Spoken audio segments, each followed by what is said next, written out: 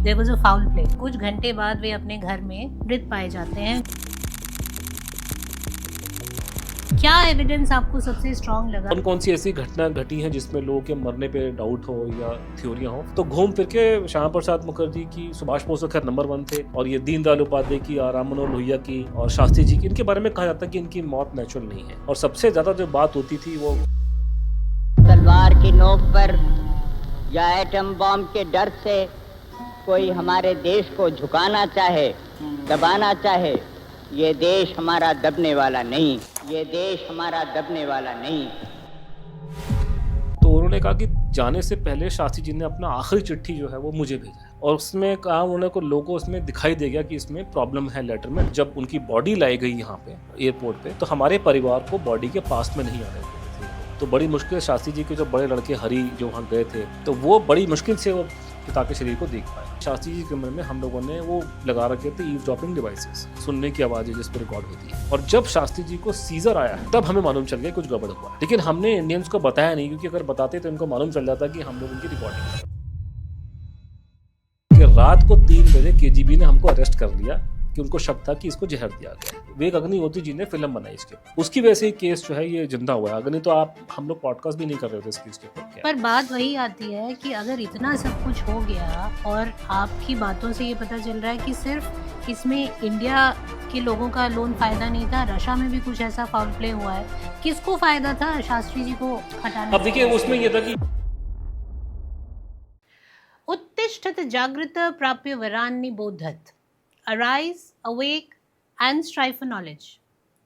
नमस्कार, स्वागत है आपका इंडिक पेन के इस एपिसोड पर, जहां हम इतिहास के उन पर्दों को चीरते हैं जिन्हें सत्ता अब तक छुपाती आई है।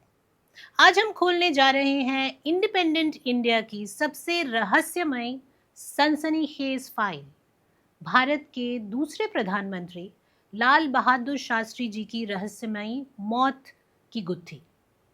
वो नेता जिसने हमें जय जवान जय किसान जैसा नारा दिया, जिसने 1965 के युद्ध में पाकिस्तान को झुकाया, ताशकंद गए थे विजयी नायक बनकर और लौटे ताबूत में।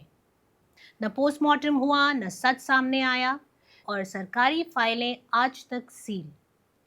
कांग्रेस से लेकर बीजेपी हर सरकार ने सच्चाई को जनता से छुपाए रखा है। क्यों? कौन था जिसे शास्त्री जी की मौत से फायदा हुआ? क्या यह सिर्फ दिल का दौरा था, या कोल्ड वॉर की साजिश, या घर के ही किसी राजनीतिक खेल का नतीजा? इन एक्सप्लोसिव सवालों से टकराने के लिए हमारे साथ हैं भारत के सबसे बेबाक खोजी लेखक अनुज धर। उनकी किताब your prime minister is dead ने पूरे देश को झकझोर दिया था और फिल्म द ताशकंद फाइल्स को जन्म दिया। तैयार रहिए, क्योंकि यह सिर्फ बातचीत नहीं, एक हिसाब किताब है। आइए परत दर परत सच तक पहुंचते हैं और पूछते हैं, आखिर लाल बहादुर शास्त्री को किसने मारा? Let's dive right into this conversation with Anuj Dhar. नमस्कार अनुज जी, आपका बहुत बहुत स्वागत है। बहुत अच्छा लगा आपसे द्वारा आपके साथ बैठ के बातचीत करने के लिए अभी द्वारा जी। और इस बार हम तीसरा सेशन है, दूसरा सेशन है हमारा आपके साथ? हमारा दूसरा सेशन है। ठीक है। लेकिन इस बार हम एक और पर्सनालिटी के साथ आपके साथ वार्तालाप कर रहे हैं, जिनके ऊपर आपकी एक एक्सप्लोसिव किताब आई थी कुछ सालों पहले, और वो थे हमारे प्राइम मिनिस्टर लाल बहादुर शास्त्री। हाँ जी। बहुत सिमिलर पैटर्न्स हैं। अगर हम सुभाष चंद्र बोस की डेथ मिस्ट्री को देखें और लाल बहादुर शास्त्री जी की डेथ मिस्ट्री को देखें, तो काफ़ी सिमिलैरिटीज़ हैं कि किस तरह से उस मौत को ढका गया, छुपाया गया, क्या मतलब किस तरह के कारण उसके पीछे रहे। लेकिन इन सब बातों पे मैं आऊँ उससे पहले मैं ये समझना चाहूँगी, हमारे दर्शकों को थोड़ा सा ये आइडिया दें, because a lot of young people tune in to our show. मैं ये जानना चाहूँगी कि लाल बहादुर शास्त्री जी को ताशकंद जाने की ज़रूरत क्या थी, क्या पड़ी? पहले तो आपने बोला यंग लोग ही देख रहे हैं, बुढ़े तो देखते नहीं। बुढ़ों का तो इसमें इंटरेस्ट इन चीज़ों में है ही नहीं। बुढ़ों का इंटरेस्ट आजकल वो फिल्में देखने में ज़्यादा लगा उनका, नहीं तो ये मुझे ऐसे पॉडकास्ट का कुछ निचोड़ निकलता, क्योंकि यंग लोग के पास में वो सिर्फ देख सकते हैं और शेयर कर सकते हैं। बुढ़ों के पास में ताकत होती है चीज़ें करने की, बुढ़ों को इन चीज़ों में इंटरेस्ट नहीं है, पहले भी नहीं था, अभी भी नहीं है। तो बच्चे ही देख रहे हैं, उन्हीं को हम समझा रहे हैं जहाँ जहाँ जा रहे हैं। तो अपना जो शास्त्री जी का जो ताशकंद जो हम लोगों ने, सब लोगों ने, हमने, आपने, और बच्चे जो छोटे हैं वो पढ़ रहे होंगे, सबको मालूम है कि भारत पाकिस्तान का युद्ध हुआ था 1965 में। 1965 और उसमें रशिया बीच में बचाव करने के लिए आ गया है। सीज़ फायर उन्होंने करवाने के बाद उन्होंने दोनों को बिठा करके एक मीटिंग करवाई ताशकंद में, जहाँ पाकिस्तान के राष्ट्रपति अयूब खान, उनके जो पहले आर्मी चीफ थे मेरे ख्याल से, और उसके बाद यहाँ से हमारे प्रधानमंत्री जी, और पूरा डेलीगेशन यहाँ से गया था, वहाँ से भी पूरा डेलीगेशन आया था, आधी भारत सरकार वहाँ गई थी पूरी। तो वो एक मीटिंग हुई थी जो ये आपस में दोनों को समझौता करवाने की, और ये बड़ी ज़बरदस्त उस ज़माने की बहुत बड़ी खबर थी, क्योंकि ये जो समझौता करवाना हो, दूसरे देश आपस में लड़ाई कर रहे हों, तीसरा देश उनको बुला करके उनको बिठाए, एक टेबल पे लेकर के आए, उनको बातें मनवा ले अपनी, ये पहले काम करने वाले सिर्फ आपके वेस्टर्न कंट्रीज़ वाले थे, कि अमेरिकन करते थे, अंग्रेज करते थे, जिनके पास में उनकी क्षमता थी, वो उनके पास में वो स्टैंडिंग थी ज़माने में। तो ये पहली बार ऐसा हुआ कि जो सोवियत रशिया था उसने ये काम किया कि उसने ऐसे दो लड़ते हुए देशों को बुला करके उनके आपस में सुलह करवाई।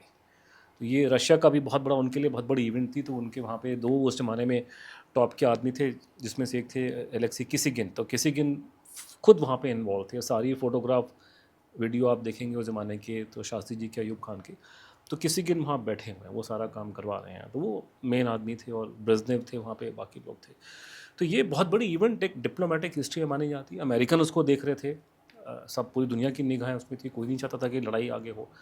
तो उस हालात में जब पूरे देश का और विदेश और पूरी दुनिया का मीडिया और पूरा दुनिया उसको देख रही है, और ये पूरे संसार में जब तक मॉडर्न हिस्ट्री में बड़ी अनोखी घटना घटी है कि कोई इतना ज़बरदस्त एक बहुत बड़ी मीटिंग हो। अभी कल खबर आई है कि यूनाइटेड नेशन की जो मीटिंग हुई थी, तो ट्रम्प साहब का वो लिफ्ट जो है बंद हो गई थी, एलिवेटर था वो बंद हो गया करके, तो बवाल मच गया सारा के, वो ट्रेंड कर रहा था बीच में। वहाँ अमेरिका में कम से कम बहुत उसको लेके कलेश मचा हुआ। तो इमेजिन कीजिए कि अगर ऐसी कोई बहुत बड़ी इवेंट घटना घटे, और उसमें जो एक देश का हेड ऑफ द गवर्नमेंट जो है वो कोई पैक्ट को साइन कर दे, समझौता हो जाए लड़ाई के बाद में, उसके कुछ घंटे बाद एकदम से वो मर जाए, मैं अभी उस पे तो उसमें कितना ज़बरदस्त, उस पर कितना ज़्यादा उसके अंदर इम्पैक्ट, कितना उसका। तो उस ज़माने में तो ये सोशल मीडिया नहीं था, पॉडकास्टिंग, ट्विटर, फेसबुक कुछ नहीं था, लेकिन ज़बरदस्त मतलब उसकी थी कि अगर आप गूगल करेंगे आपको पता चलेगा कि उस ज़माने की जो फोटोएं अखबारों की, कि दुनिया के सारे टॉप पेपर्स में उस ज़माने में, क्या अमेरिका, क्या इंग्लैंड, क्या भारत, सबने कवर किया वो इवेंट। कवर नहीं किया, पहले पन्ने पे खबर आई, किसी को मतलब कि पहले पन्ने की टॉप खबर की, मतलब भारत का प्रधानमंत्री, इतने बड़ा मीटिंग चल रही थी, मीटिंग करने के एकदम बाद उनकी डेथ हो जाती है। तो ये बहुत बड़ी घटना थी। बिल्कुल, और वो जबकि उस ज़माने में मैं कहता ना कि इनफैक्ट आपने खुद कहा कि एक पूरा जत्था यहाँ से गया, 68 के आसपास लोग जाते हैं। हाँ, there was a huge, you know, home secretary, home minister, सारे इम्पोर्टेंट लोग फॉरेन उनके साथ सेक्रेटरी, ट्रैवल फॉरेन कर रहे मिनिस्टर, थे। हमारे एम्बेसडर, विदेश मंत्री, विदेश सचिव, सब सारे, विदेश, होम, गृह और डिफेंस मिनिस्टर, सब वहाँ थे सब वहाँ उनके थे। साथ।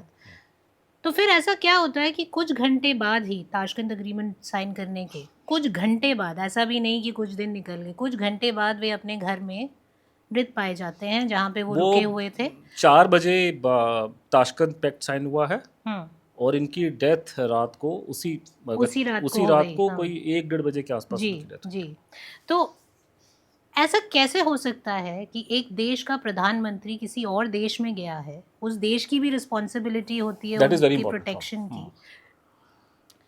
सबसे स्ट्रॉन्ग एविडेंस आपको क्या लगा? आपने जो अपनी किताब में इसको ये बताया है कि there was a foul play, क्या एविडेंस आपको सबसे स्ट्रॉन्ग लगा? वो एविडेंस पे जाने से पहले हमको देखना पड़ेगा कि वहाँ पे घटनाक्रम क्या हुआ था। घटनाक्रम जो है अभी जो है वो जानना जरूरी है कि किस घटनाक्रम क्या हुआ था, क्योंकि उसके बाद में फिर वो एविडेंस अलग अलग निकल के आते हैं कि उसमें क्या फेवर में था। अगर आप जो घटनाक्रम, जैसा कि हमको पता है अभी जो अवेलेबल इन्फॉर्मेशन उसके हिसाब से, कि शाम को 4 बजे के आसपास में इनका ताशकंद में वो जो पैक्ट साइन होता है, उसके बाद शाम को 8 बजे के आसपास में, और उसकी फ़ोटोग्राफ्स और वीडियो बहुत अवेलेबल है, शाम को 8 बजे उनके जो दोनों विदेशी मेहमान थे उनके ऑनर में, उनके डेलीगेशन के ऑनर में उन्होंने एक पार्टी होस्ट की थी।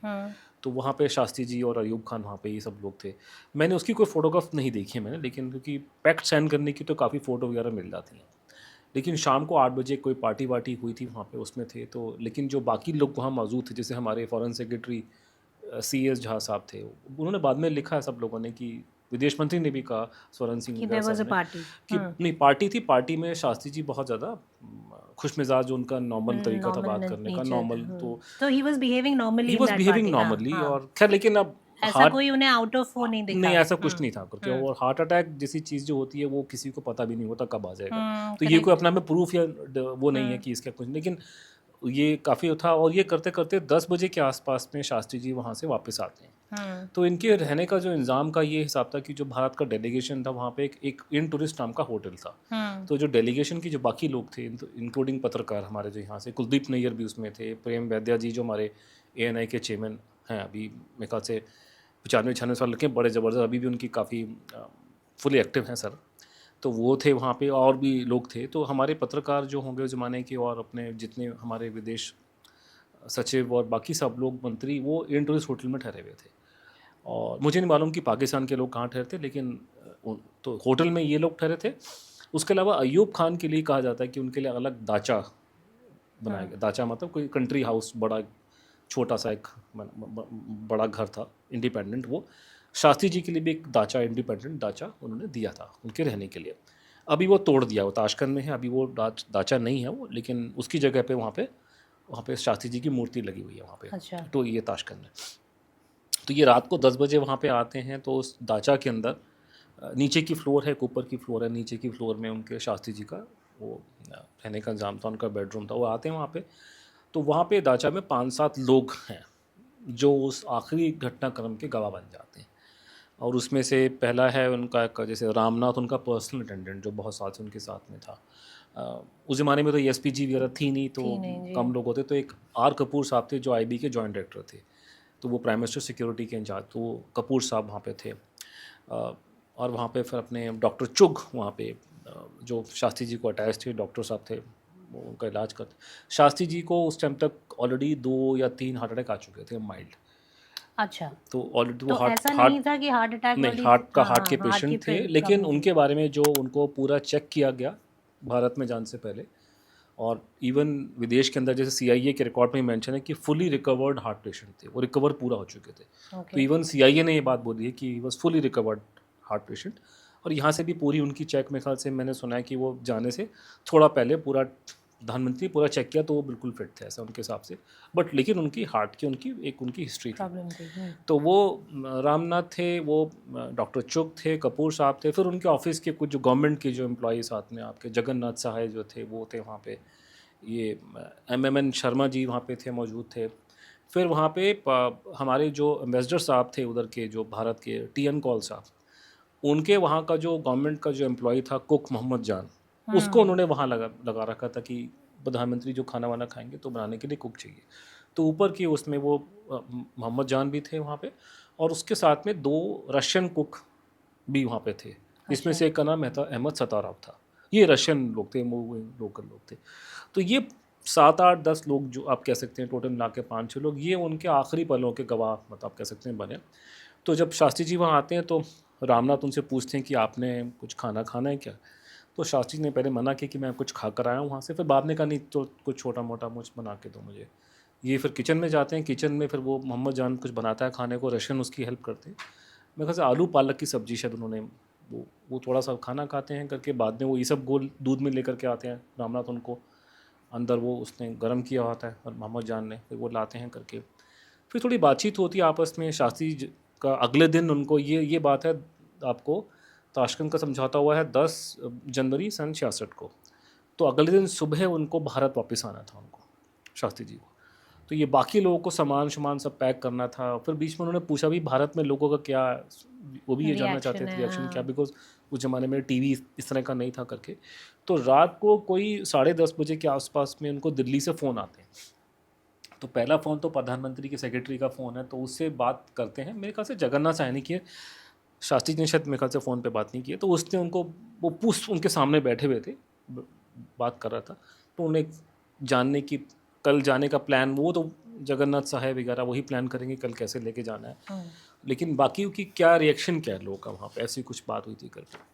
और उनको बोला गया कि अपोजिशन वाले खुश नहीं है, तो उन्होंने कहा वो उनका ड्यूटी है, वो तो क्वेश्चन करेंगे जब मैं देखूंगा, जब वहाँ जाऊंगा तो करके। उसके बाद में उनके परिवार की तरफ से फ़ोन आता है शास्त्री जी को। अब उसके बारे में परिवार से फ़ोन आया तो शास्त्री जी चाहते थे कि अपनी मिसेज से बात करें, ललिता शास्त्री से, तो लेकिन वो आपको पता है कि आज से 20 साल पहले भी फ़ोन बड़े अजीब से, वो एसटीडी कॉल ही लोग लगते थे ढंग से, ये बात कर रहे हैं इंटरनेशनल लेवल पे, तो साउंड बहुत क्लियर नहीं था, तो वो समझ नहीं पाते, तो उन्होंने सन इन लॉ को बातचीत करने को बोला दामाद से। तो शास्त्री जी की दामाद की बात हुई है, तो उसका जो लबो लबाब है जो उनके परिवार के लोग देते हैं कि उन्होंने बात में करते करते वही पूछा भी भारत में कैसा रिसेप्शन हुआ है इसको लेकर के। तो उन्होंने कहा कि कुछ लोग क्रिटिसाइज़ कर रहे हैं, तो उन्होंने कहा कि क्योंकि ये पूरे जो समझौता हुआ था उसमें भारत ने जैसे एक हाजी पीर नाम का एक पास है बहुत करके, और वो स्ट्रेटेजिकली बहुत इंपॉर्टेंट है, तो हमने ताशकंद के समझौते में उसको वापस कर दिया पाकिस्तान को। अच्छा। तो ये माना जाता है कि ये स्ट्रेटेजिकली ठीक था नहीं। मुझे पता नहीं, मैं सिक्योरिटी का आदमी नहीं हूँ, लेकिन कुछ लोगों ने क्रिटिसाइज़ किया था कि ये पास वापस नहीं करना चाहिए, तो मेरा डोमेन नहीं है, लेकिन इसमें की बातें थी। तो शास्त्री जी का ये बोलना था कि मैं जब आऊँगा तो एक बड़ी खबर लेके आऊँगा, तो लोग अपने आप समझ जाएंगे, तो मेरे पास कोई बड़ी खबर है, ऐसा कुछ करके उन्होंने बात हुई, तो ये बात कट गई। उसके बाद उनके आखिरी समय में वो कोई 12 बजे के आसपास में एक प्रेम वैद्या नाम के बड़े जाने माने उस ज़माने में फ़ोटो जर्नलिस्ट थे, बाद में NFDC वगैरह के पता नहीं फिल्म डिवीज़न के हेड भी थे, वो उनकी फ़ोटो लेना चाहते थे। वो थे उनके साथ में हिंदुस्तान टाइम्स के जर्नलिस्ट थे, कुछ फ़ोटो पत्रकार। तो अगर आप सर्च करेंगे तो आपको ना एक रील मिलेगी, अवेलेबल है, कि शास्त्री जी ऐसे टहल रहे हैं और फ़ोटो भी है उसकी। तो ये उनके जाने से मुश्किल से 1 घंटा पहले की है, कि वही रात को 12:30 बजे के आसपास में, क्योंकि उनको लोगों ने बोला कि आप बाहर से जाके ले लो। तो वो ढांचा में बाहर आए कमरे के, और आपको दिखाई देगा कि लाइट है और शास्त्री जी की मतलब वो उनका सिलाउट उनका वो ऐसे घूम रहा है, तो वो अवेलेबल है, और वो उनका आखिरी मतलब जाने आखिरी वीडियो एविडेंस, आखिरी फ़ोटो या वीडियो कह एविडेंस, सकते हैं उनके हाँ, जीवित होने का, क्योंकि वो एक मुश्किल से 1 घंटे पहले 12:30 के आसपास का टाइम की बात है। आधे एक घंटे का फ़र्क है ताशकंद में भारत के टाइम के बीच में। तो उसमें उन्होंने फिर ये क्या नाम है, करते करते फिर वो कहा जाता है कि रात को कोई 12:30 के आसपास में शास्त्री जी फाइलें वाले कुछ पढ़ के फिर उन्होंने रामनाथ को बोला कि वो कुछ पानी वानी पे, बोला कि तो कमरा बंद करके चला जा, लाइट बंद करके, तो वो चला गया। बाकी कमरों में वो लोग उन्होंने सामान पैक करना शुरू कर दिया अपने बाकी लोगों ने। तो कपूर साहब और MMN शर्मा और जगन्नाथ साहे जो हैं वो उन्होंने भी सामान पैक कर लिया, करते करते करते कोई 1:30 बजे के 1 बजे के आसपास का टाइम हुआ था, और वो उनको भी ऑलमोस्ट ख़त्म हो गया था। कपूर ये डॉक्टर चुग साहब जाके ऊपर सो गए थे, तो ये तीनों बैठे हुए थे, काम सामान पैक हो गया, अब सोने की बारी थी, कपूर साहब सिक्योरिटी वाले और अपने जगन्नाथ साहे और MMN शर्मा जी। तो एकदम से उनको हल्की सी आवाज़, ये देखा कि शास्त्री जी वो गाउन पहन के, वो नाइट गाउन में थे, वो दरवाजे पे आ गए, बोला डॉक्टर, अब बोल के मुड़ गए। तो एकदम से वो फटाक से कपूर साहब ने जाकर के और शर्मा जी ने जाकर उनको पकड़ा, और जो उनको समझ में आया कि कुछ समथिंग इज़ रॉन्ग, और जो जगन्नाथ साहे थे वो भागे ऊपर और जाके डॉक्टर साहब को बुलाने के लिए, और वो जब चल के वापस कमरे तक गए हैं अपने, तो वो बीच में उन्होंने खांसना शुरू कर दिया। फिर उनको बहुत ज़्यादा छाती में दर्द वगैरह बढ़ना शुरू हुआ, तो ऊपर से फिर वो डॉक्टर साहब फटाफट आए वहाँ पे, और जब आके उन्होंने देखा तो उन्होंने जो भी उन्होंने अपने हिसाब से देखा कि वो हालत नहीं है, नहीं बचेंगे। तो वो फिर वो शास्त्री जी ने वो बहुत दर्द में थे, कुछ बोले नहीं, बोला ओ मेरे भगवान, ओ मेरे राम, ओ मेरे बाप, ओ मेरे राम। पिताजी को याद किया आपने और भगवान राम को याद किया, तो ये वो बोल रहे थे। तो वो फिर वो डॉक्टर चुग साहब जो रो पड़े, वो कह रहे बाबूजी आपने मुझे मौका नहीं दिया, आपने ये उनके कि वो उसने भी देख लिया कि ये बचेंगे नहीं, कि बाबूजी आप मुझे मौका नहीं दिया आपने। वो रो पड़े सारे बेचारे वहाँ पे। तो वो फिर वो नहीं वो रात को 1:30 बजे के आसपास में वहाँ डेथ हो जाती है वहाँ पे कमरे में। थोड़ी देर बाद कि वो जो आपका जो होटल था एन टूरिस्ट होटल, उसके पास में रशियन कैंप था मेडिकल का, तो वहाँ के वो 4-5 डॉक्टर जो हैं, पता नहीं मुझे नाम भूल गया उनका, मैंने किताब में मेंशन किया हुआ है, वो सब डॉक्टर वहाँ से भागे आए, और उन्होंने आधा घंटा कोशिश की उनको रिवाइव करने की। ठीक है। वो नहीं, लेकिन रिवाइव नहीं कर सके उनको। उन्होंने अपना जो, क्योंकि उनके पास में ज़्यादा इक्विपमेंट वगैरह थे, वो थे, उन्होंने कोशिश की लेकिन दे कुड नॉट। और चुग साहब भी वहीं थे, और वो करते करते फिर वो खबर फैल गई, पहले होटल में गई, हमारे मंत्रियों को मालूम चला, फिर वहाँ से थोड़ी देर में फिर वो, जैसे कुलदीप नैयर का स्टेटमेंट है कि मैं रात को 3 बजे के आसपास में हम लोग जब दाचा में आए, तो वो किसी साहब वहाँ पहुँच चुके थे, थोड़ी देर में अयूब खान भी आ गए, सब लोग दुखी थे सब उसमें। इकट्ठे हो गए। हाँ, इकट्ठे हो गए, लोगों ने देखा करके, वहाँ पे कुछ फ़ोटो वोटो भी ली हैं करके। फिर नेक्स्ट मॉर्निंग में उनको बॉडी को उन्होंने सुबह 8-9 बजे उन्होंने एयरपोर्ट पहुँचा दिया, और वहाँ पे वो किसी गिन ने और अयूब खान ने, दोनों ने कंधा दिया उनके शरीर को। ठीक है। उसके बाद में फिर वो दिल्ली आ गए, मेरे ख्याल से किसी गिन साथ में आए थे यहाँ पे। दिल्ली में जहाज आया, उसकी वीडियो अवेलेबल है। यहाँ पे उनको लाया गया, यहाँ लाने के बाद में फिर वो जब बॉडी यहाँ पर आई है, पालम एयरपोर्ट था पहले ज़माने से, अभी आजकल दिल्ली एयरपोर्ट है मेन। वो मेरे ख्याल से टर्मिनल 1 होगा वो, उसी को पालम एयरपोर्ट कहते थे। पालम 1 से लेके फिर वो यहाँ पर लेकर आए, तो जो आजकल 10 जनपथ है मेरे ख्याल से वहाँ पे बॉडी को लाया गया, बिकॉज 10 जनपथ उनका ऑफिस था, और उसके इमीडिएटली साथ की एक और कोठी थी जो 1 मोतीलाल नेहरू मार्ग, जहाँ पे आजकल शास्त्री जी मेमोरियल है, वो उनका रेजिडेंशियल एरिया था। ठीक है। और अभी तो वो दोनों कोठियों के बीच में एक दीवार लगा दी, लेकिन उस ज़माने में वो खुली भी थी, वो तो उसमें करके, तो वहाँ पे जाके उनकी बॉडी को उन्होंने डिस्प्ले किया। 4 घंटे लगे, पूरा देश, पूरा दिल्ली शहर सड़कों में आ गए, बिकॉज बड़ी ख़राब बात है कि 2 साल पहले पंडित जी गए, 14 साल 15 साल प्रधानमंत्री रहे, इतना बड़ा देश को झटका लगा। पंडित जी के जाने के 2 साल नया प्रधानमंत्री बनता है, और एक वो भी उससे संभालता अच्छा है, उसकी इमेज उनकी बहुत अच्छी थी, लड़ाई जीत ली, सब कुछ हो गया, लेकिन वो भी एकदम निकल गया, तो लोग सारे शॉक में आ गए। तो फिर वो वहाँ पे पूरा 4 घंटा पालम से उनको यहाँ आने में लग गया।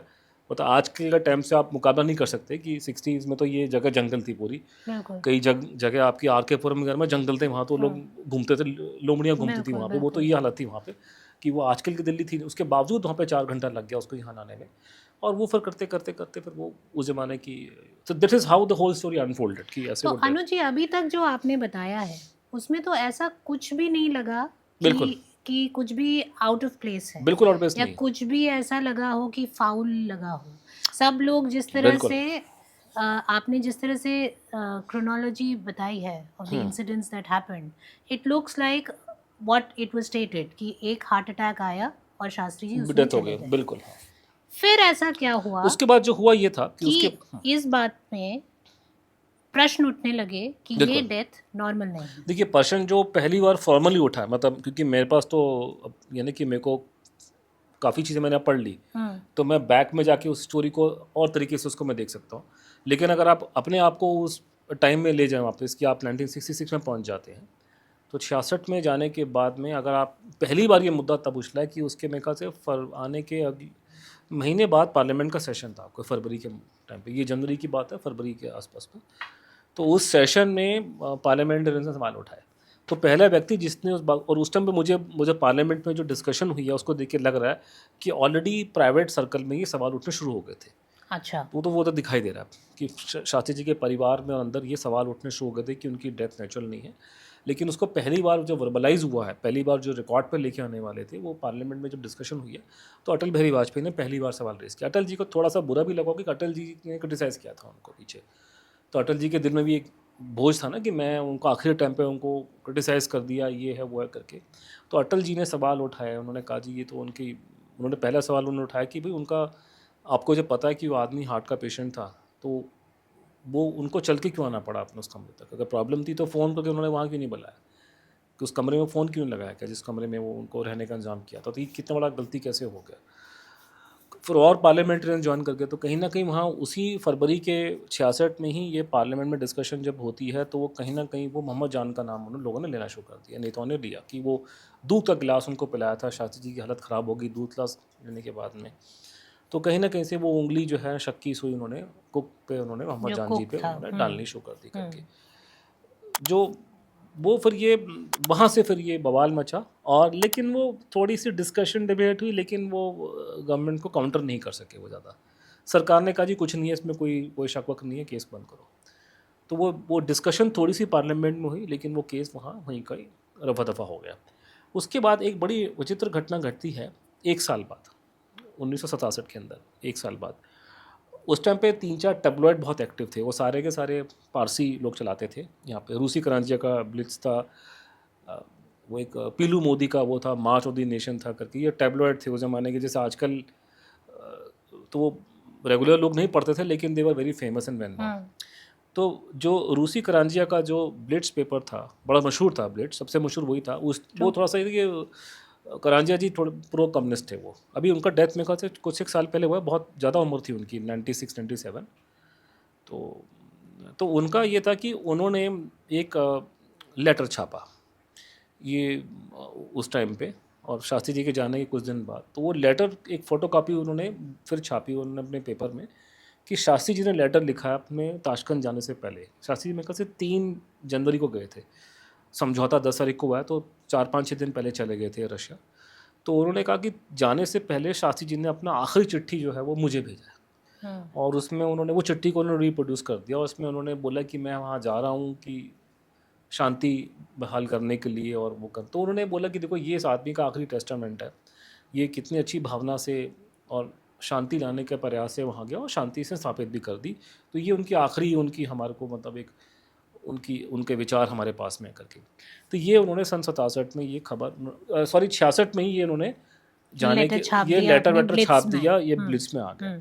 उसके 1 साल बाद 67 के अंदर वो मार्च ऑफ नेशन ने एक स्टोरी छापी बड़ी ज़बरदस्त, और वो उन्होंने स्टोरी पिकअप करी किसी फॉरेन मैगजीन फॉरेन पेपर से।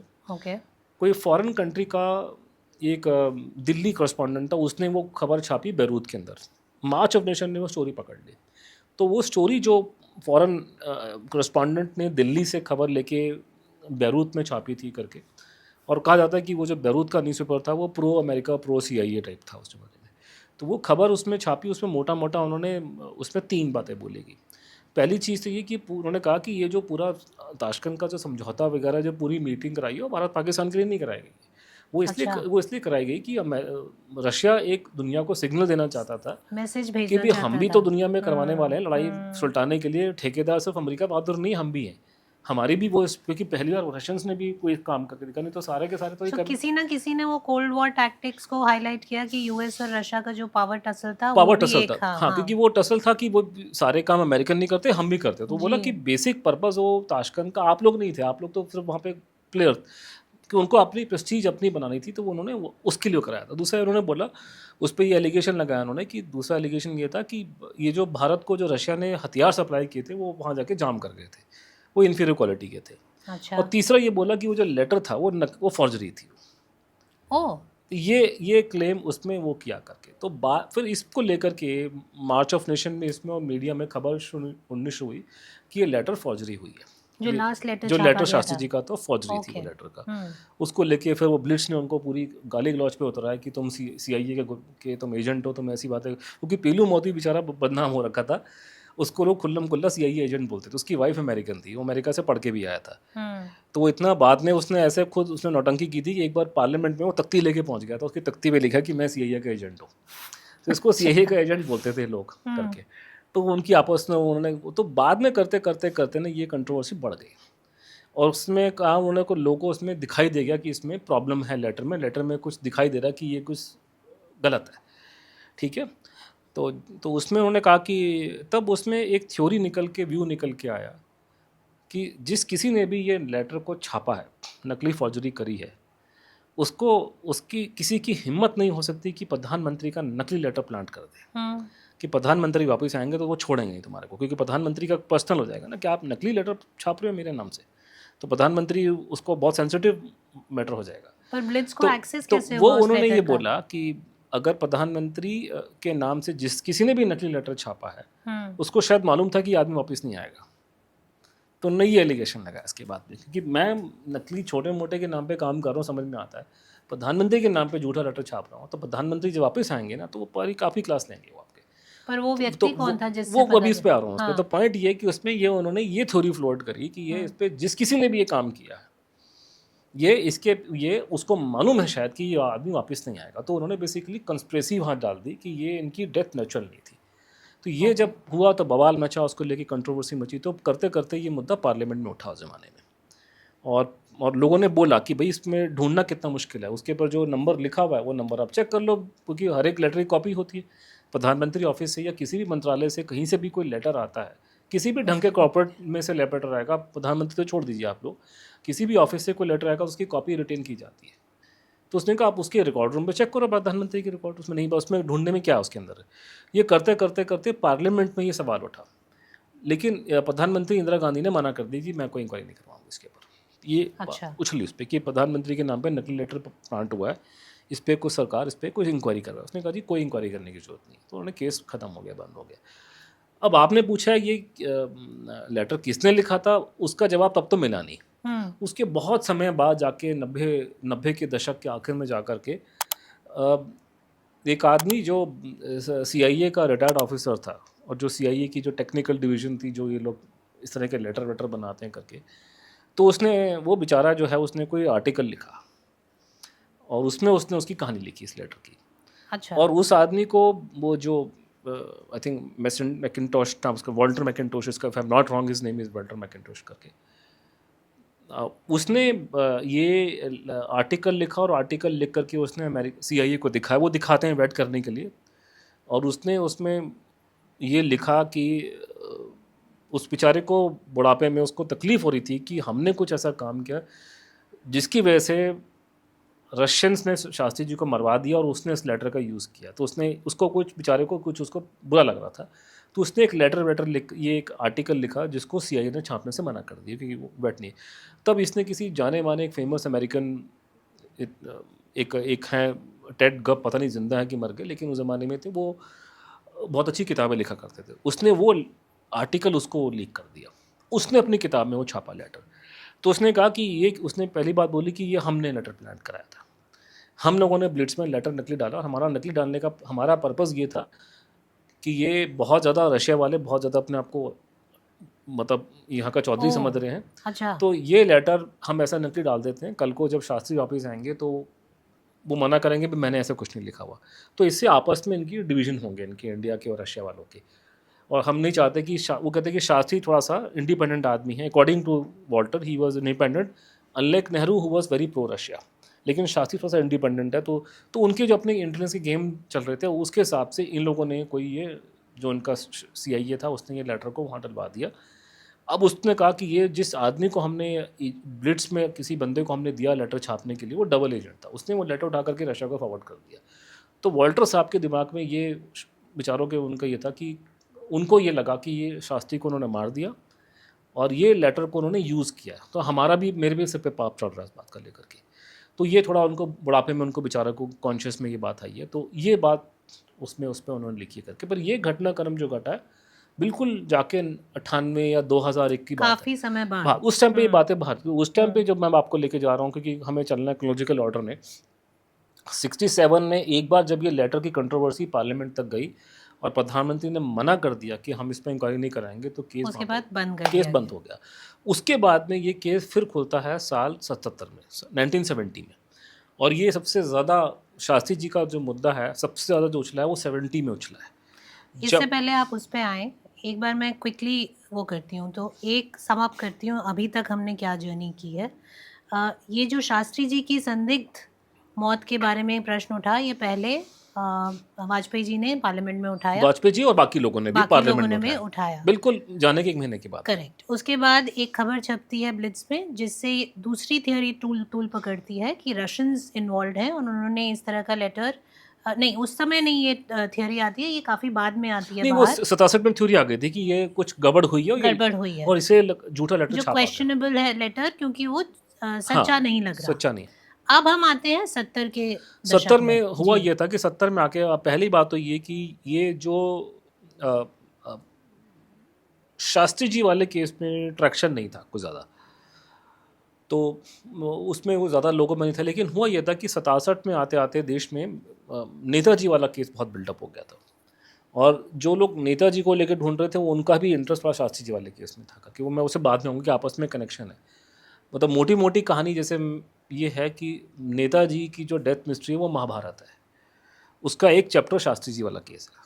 अच्छा। तो शास्त्री जी वाला केस बेसिकली नेताजी वाली कहानी का एक हिस्सा है। अच्छा, ठीक है।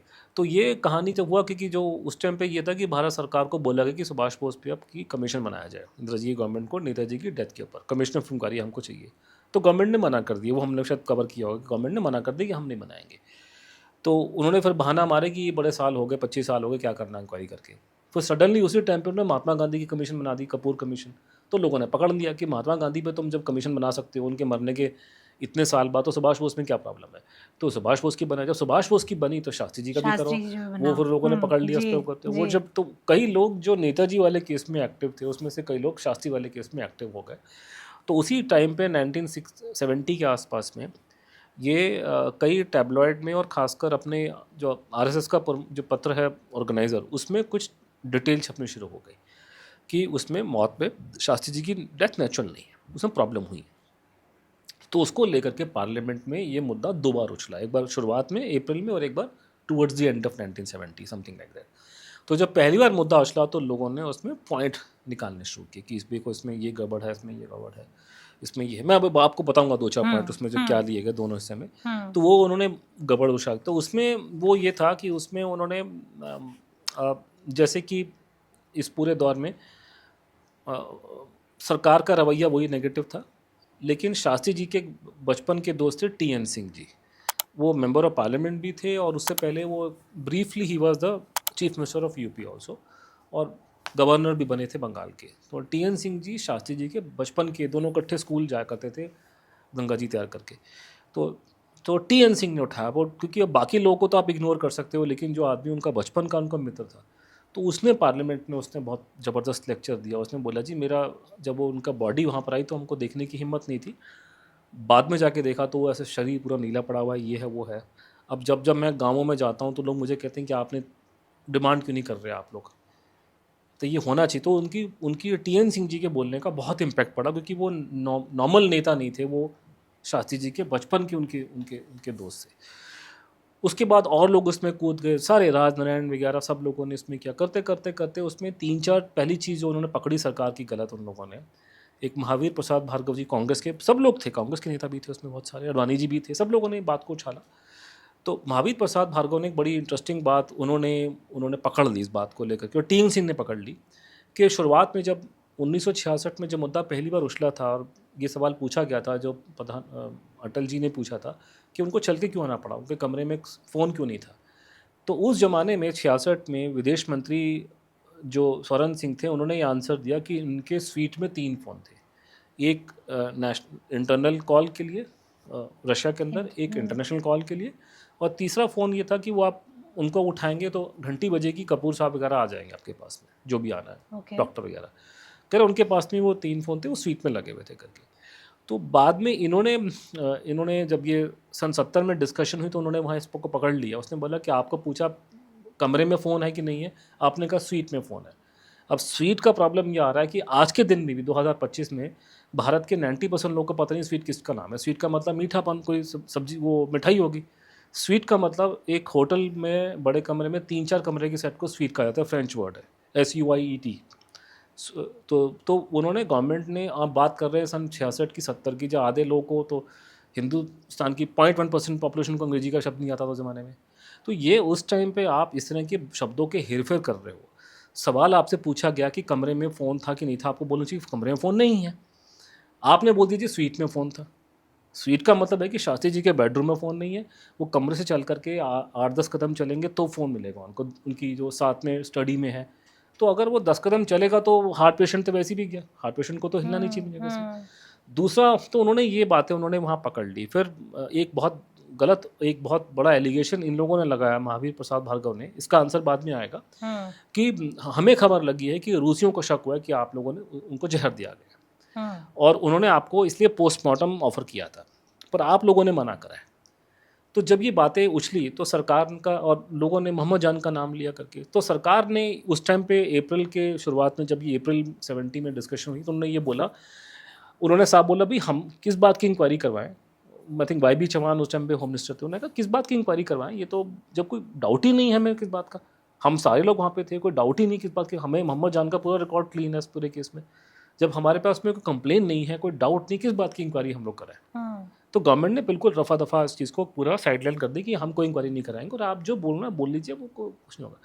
जब ये घटनाक्रम हुआ तो जीवन में पहली और आखिरी बार शास्त्री जी की मिसेस ललिता बोस ने मुंह खोला इस केस में पब्लिकली। तो उस ज़माने में एक बहुत बड़ी मैगजीन आती थी धर्मयुग करके, हिंदी की, बहुत ज़बरदस्त, India times of India group की थी, और वो हिंदी की नंबर 1 मैगजीन थी, और क्योंकि वो टाइम बिल्कुल अलग था। ये तो चैनल वाले तो आपके स्टार्ट हुए मेरे ख्याल से 1990s के एंड में, अर्ली 2000 में पूरा देश बदल गया, लेकिन पहले तो अब ये मैगज़ीन चला करती थी। तो धर्मयुग मैगज़ीन में उन्होंने इंटरव्यू दिया, और उसमें उन्होंने बातें बोली जो बातें लोग प्राइवेटली करते थे। कोई प्राइवेट बातों को आप कोट नहीं कर सकते, मैं भी कोट नहीं कर सकता, लेकिन ये उन्होंने वर्बलाइज करके धर्मयुग में छाप दी। और उन्होंने ये बात को बोला उन्होंने उसी टाइम पे कि जब उनकी बॉडी लाई गई यहाँ पे एयरपोर्ट पे, तो हमारे परिवार को बॉडी के पास में नहीं आने दे रहे थे ये लोग। तो बड़ी मुश्किल से शास्त्री जी के जो बड़े लड़के हरी जो वहाँ गए थे एयरपोर्ट पे, तो वो बड़ी मुश्किल से वो पिता के शरीर को देख पाया। जब देखा तो शरीर जो था उसकी और जो डिस्क्रिप्शन शरीर का उन्होंने दिया था बाद में उन्होंने और बाकी लोगों ने, तो यहाँ से पूरा नीला नीला पड़ गया था पूरी आधा शरीर, और ब्लोट कर गया था बहुत ज़्यादा ऐसे करके। और ब्लोटिंग में इतना था कि उनके बाद में अंतिम संस्कार में उनके बनियान को फाड़ना पड़ा था। ब्लोटिंग थी और यहाँ पे पेट के नीचे कुछ कटने कोई टेप लगी थी, उसको देखा तो वहाँ पे कुछ काट पीट के निशान थे वहाँ पे सर्जिकल। और उससे खतरनाक ये था कि उनके पीछे गर्दन के पीछे यहाँ पे कोई छेद था बिल्कुल यहाँ पे, और यहाँ से लाल रंग का खून की तरह कोई चीज़। और जो कपड़े वहाँ से आए थे उनकी टोपी, खासकर अभी परिवार के पास में टोपी पड़ी है, वो कह रहे कपड़े और वो तौलिया और सराना सारे खून में, वो लाल रंग का खून जो भी बता रहे हैं उसमें लथपथ थे पूरे। तो वो जैसे ही वो देखा तो उन्होंने बोला जी तो उसमें तो गड़बड़ है हमारे को, उनको ये तो पोस्टमार्टम कराओ उनका। फिर उसके बाद में और भी ऐसे घटना कर, शास्त्री जी की मदर उस टाइम पे थी, मदर 9 महीने बाद गई हैं उनकी। पिताजी तो उनके चले गए थे मेरे ख्याल से, शास्त्री जी बहुत छोटे थे, पिताजी नहीं थे उनके, माँ ने पाल पोस के बड़ा किया और माँ उनकी 9 महीने बाद चली गई। तो माँ ने बारे में क्या कहता कि उन्होंने कोई देसी, उन्होंने कोई कहते कोई असली घी में कोई चीज़ मिला करके उनके पैरों में रगड़ा करके, और वो कोई होगा मुझे पता नहीं, गांव में कोई लोगों के पास में पुराने ज़माने की कोई विद्याएं होती हैं पता लगाने की, तो माँ ने भी कोई चीज़ उनके असली घी में घोट करके पैरों में लगा के देखा और बाद में वो नीला पड़ गया। तो उन्होंने फिर बोला कि मेरे बेटवा को जहर दिया लोगों ने। तो माँ जो है उसको, माँ को शक हो गया, माँ को आके वाइफ को भी उन्होंने बोला शुरू कर दी कि जहर दिया करते करते ये। फिर उसमें करते करते जो शास्त्री जी के परिवार के जो बड़े खास लोग थे, जैसे एक जगदीश कुडेशिया जी थे पहले कांग्रेस, उनका नाम फिर अभी लूँगा बाद में, कांग्रेस प्रदेश के मुखिया थे, दिल्ली प्रदेश के हेड थे और शास्त्री जी के काफ़ी क्लोज में थे। उन्होंने भी बाद में, वो तो लग रहे लड़ते 1990 तक लड़ते रहे इस केस को लेकर के, तो उन्होंने भी ये बात बोली कि हमने बॉडी देखी, बॉडी में सारा कटा फटा ये था, हमने बोला उनको इंक्वायरी करवा, उन्होंने नहीं कराई करके। तो ये तो एक घटनाक्रम उसमें और उस टाइम पे हुआ था, उसी टाइम पे कि पार्लियामेंट में जो लड़ाई चल रही थी इस पूरे केस को लेकर के, डिस्कशन को लेकर के, एक दाहिया भाई पटेल नाम के एक मेंबर ऑफ पार्लियामेंट ने एक छोटी सी बुकलेट लिखी कि वॉज शास्त्री मर्डर्ड करके। तो वो बुकलेट अभी गायब हो गई यहाँ से, भारत में मिलती नहीं है, मुझे विदेश में जाके मिली अमेरिका में। लेकिन वो बुकलेट में वो उसमें, और ये उन्होंने बेसिकली बोला कि इनकी डेथ नेचुरल नहीं, उनको मारा गया है। और इंटरेस्टिंग बात ये थी कि दाहिया भाई पटेल सरदार पटेल के सुपुत्र थे। वो ज़्यादातर लोगों को पता ही नहीं कि सरदार पटेल के लड़के भी थे और वो पार्लियामेंट में भी थे और पॉलिटिक्स में एक्टिव थे।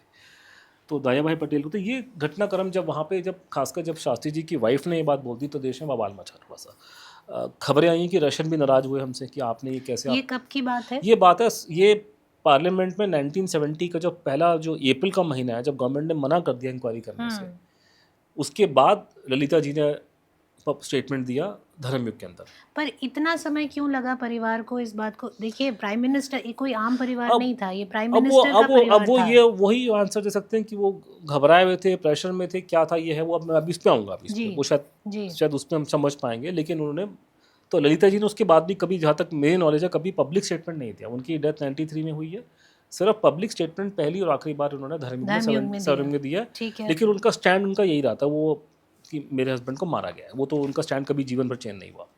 तो ये फिर जब बवाल मचा तो फिर उसके बाद में साल के आखिर में 70 में पार्लियामेंट में फिर डिबेट हुई इसको लेकर के।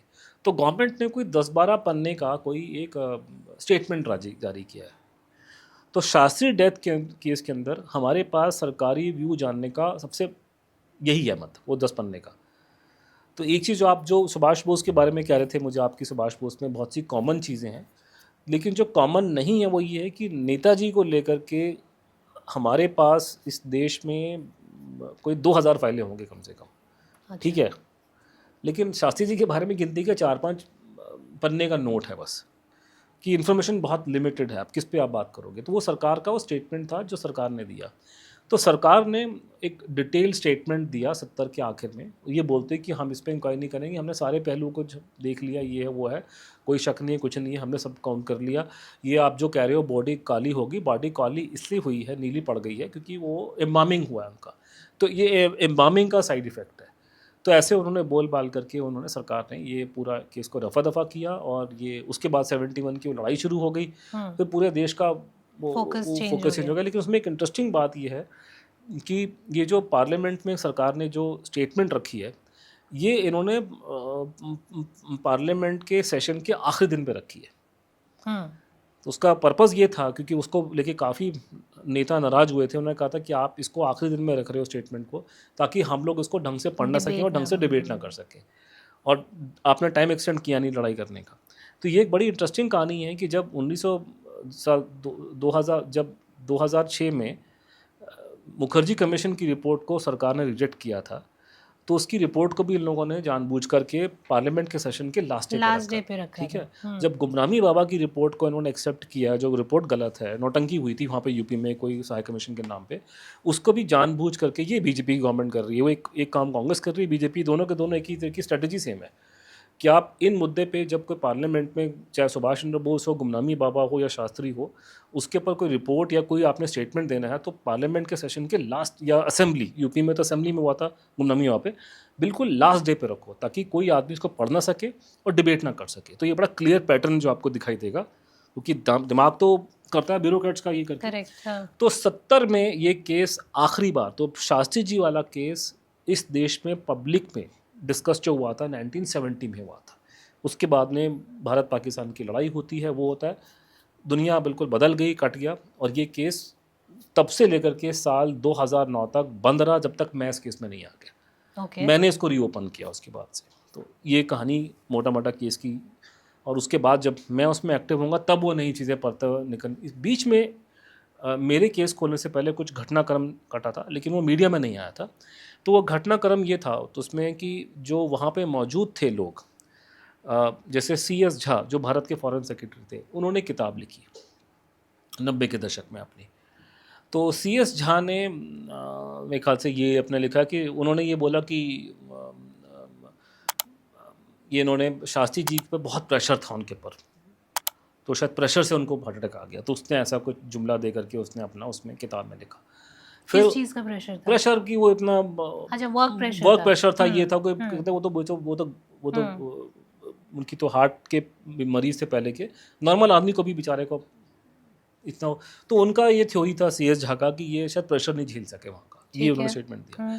थोड़े टाइम बाद में LP सिंह, ललन प्रसाद सिंह जी, LP सिंह बड़े जाने माने बिहार से, ये ICS ऑफिसर थे, तो ये उन्होंने भी किताब, वो उस ज़माने में ये सारे के सारे वहाँ मौजूद थे ताशकंद में, होम सेक्रेटरी, उन्होंने किताब लिखी अपनी उसी 90 के दशक में।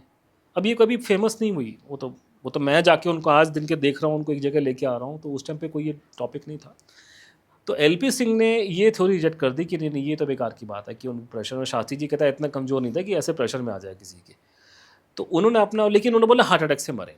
लेकिन LP सिंह ने एक बड़ा अच्छा काम किया, जब 1970 में या उससे पहले 70 में जब महावीर प्रसाद भार्गव जो कांग्रेस के थे, उन्होंने ये पार्लियामेंट में सवाल पूछा था कि मुझे खबर लगी कि रशियन को शक हो गया था कि इसमें जहर दिया गया, और उन्होंने आपको पोस्टमार्टम ऑफर किया था, तो गवर्नमेंट ने मना कर दिया। ठीक है, लेकिन 1990s में LP सिंह जब अपनी किताब लिख रहे थे और वो गवर्नमेंट का वर्जन दे रहे थे, तो उनसे गलती हो गई।